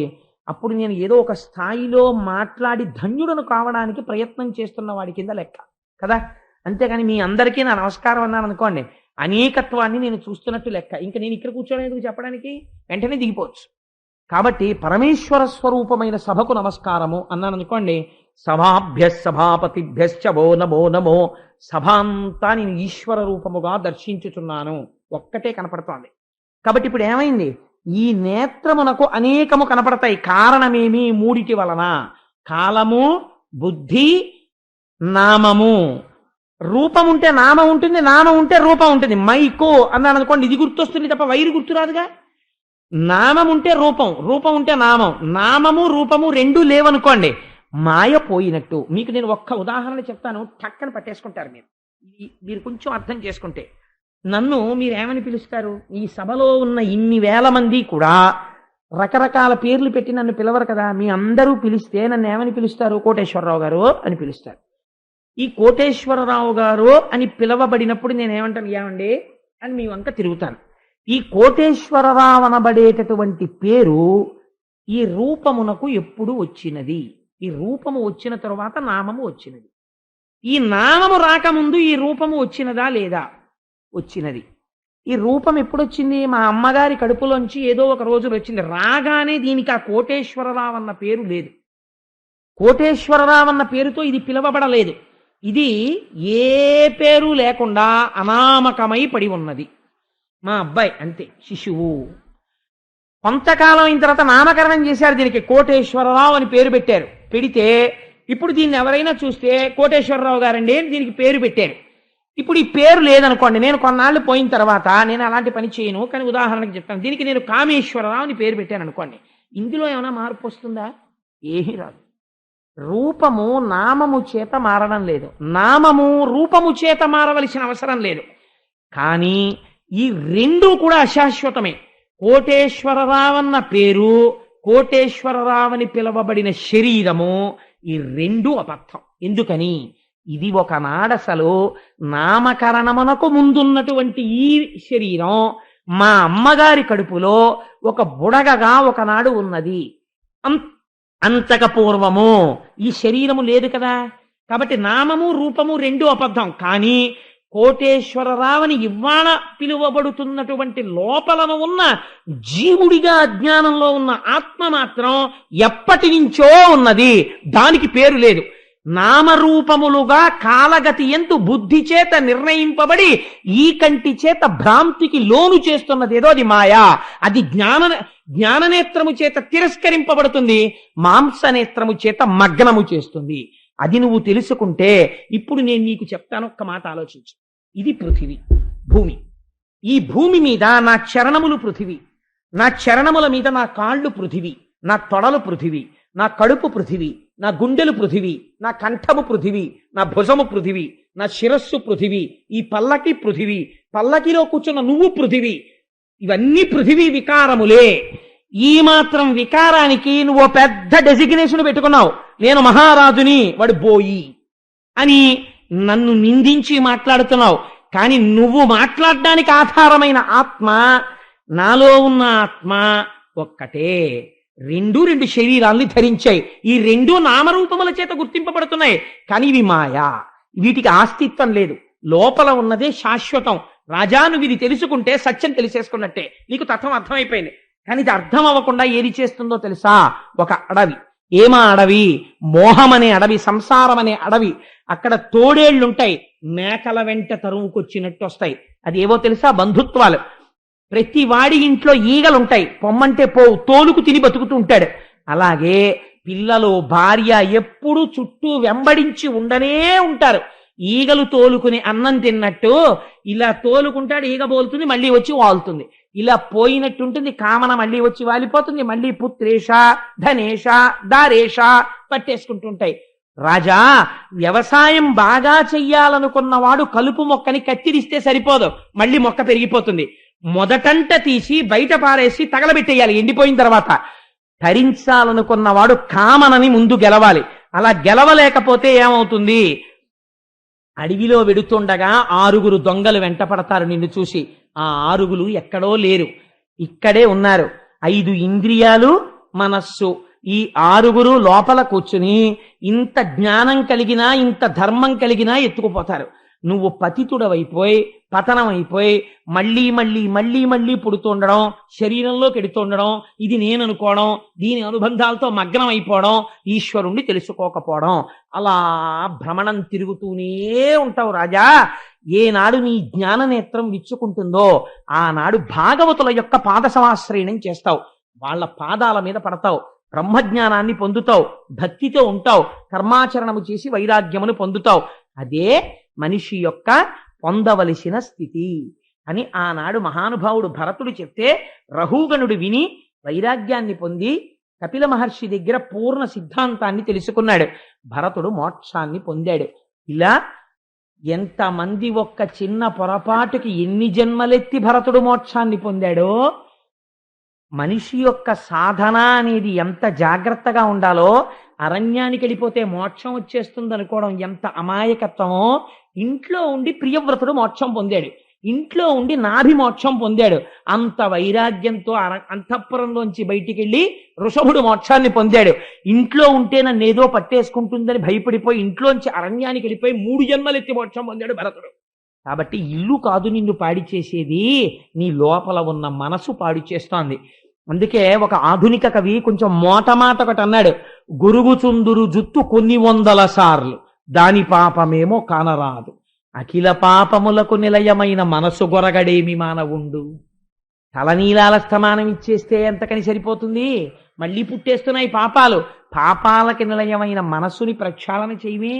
నీ మనస్సే నీ యొక్క ఉన్నతికి కానీ పతనమునకు కానీ కారణమవుతోంది అని ఒక అద్భుతమైనటువంటి విశేషాల్ని నలుగురి యందు 4 విషయాల్ని ప్రతిపాదన చేస్తూ ఇంత అద్భుతమైన ఘట్టాన్ని గృహస్థాశ్రమంలో తరించడానికి మనకున్న అనుమానాలు నివృత్తి చేస్తూ వ్యాస భగవానుడిచ్చిన అమృత ఫలాలను ఆంధ్రీకరించి పోతన గారు మనల్ని ఉద్ధరించారు. రేపటి రోజున కొన్ని పరమోత్కృష్టమైన ఘట్టాలు, రేపు విశ్వరూపోపాఖ్యానము మొదలైన వాటిని రేపు ప్రారంభం చేస్తాను.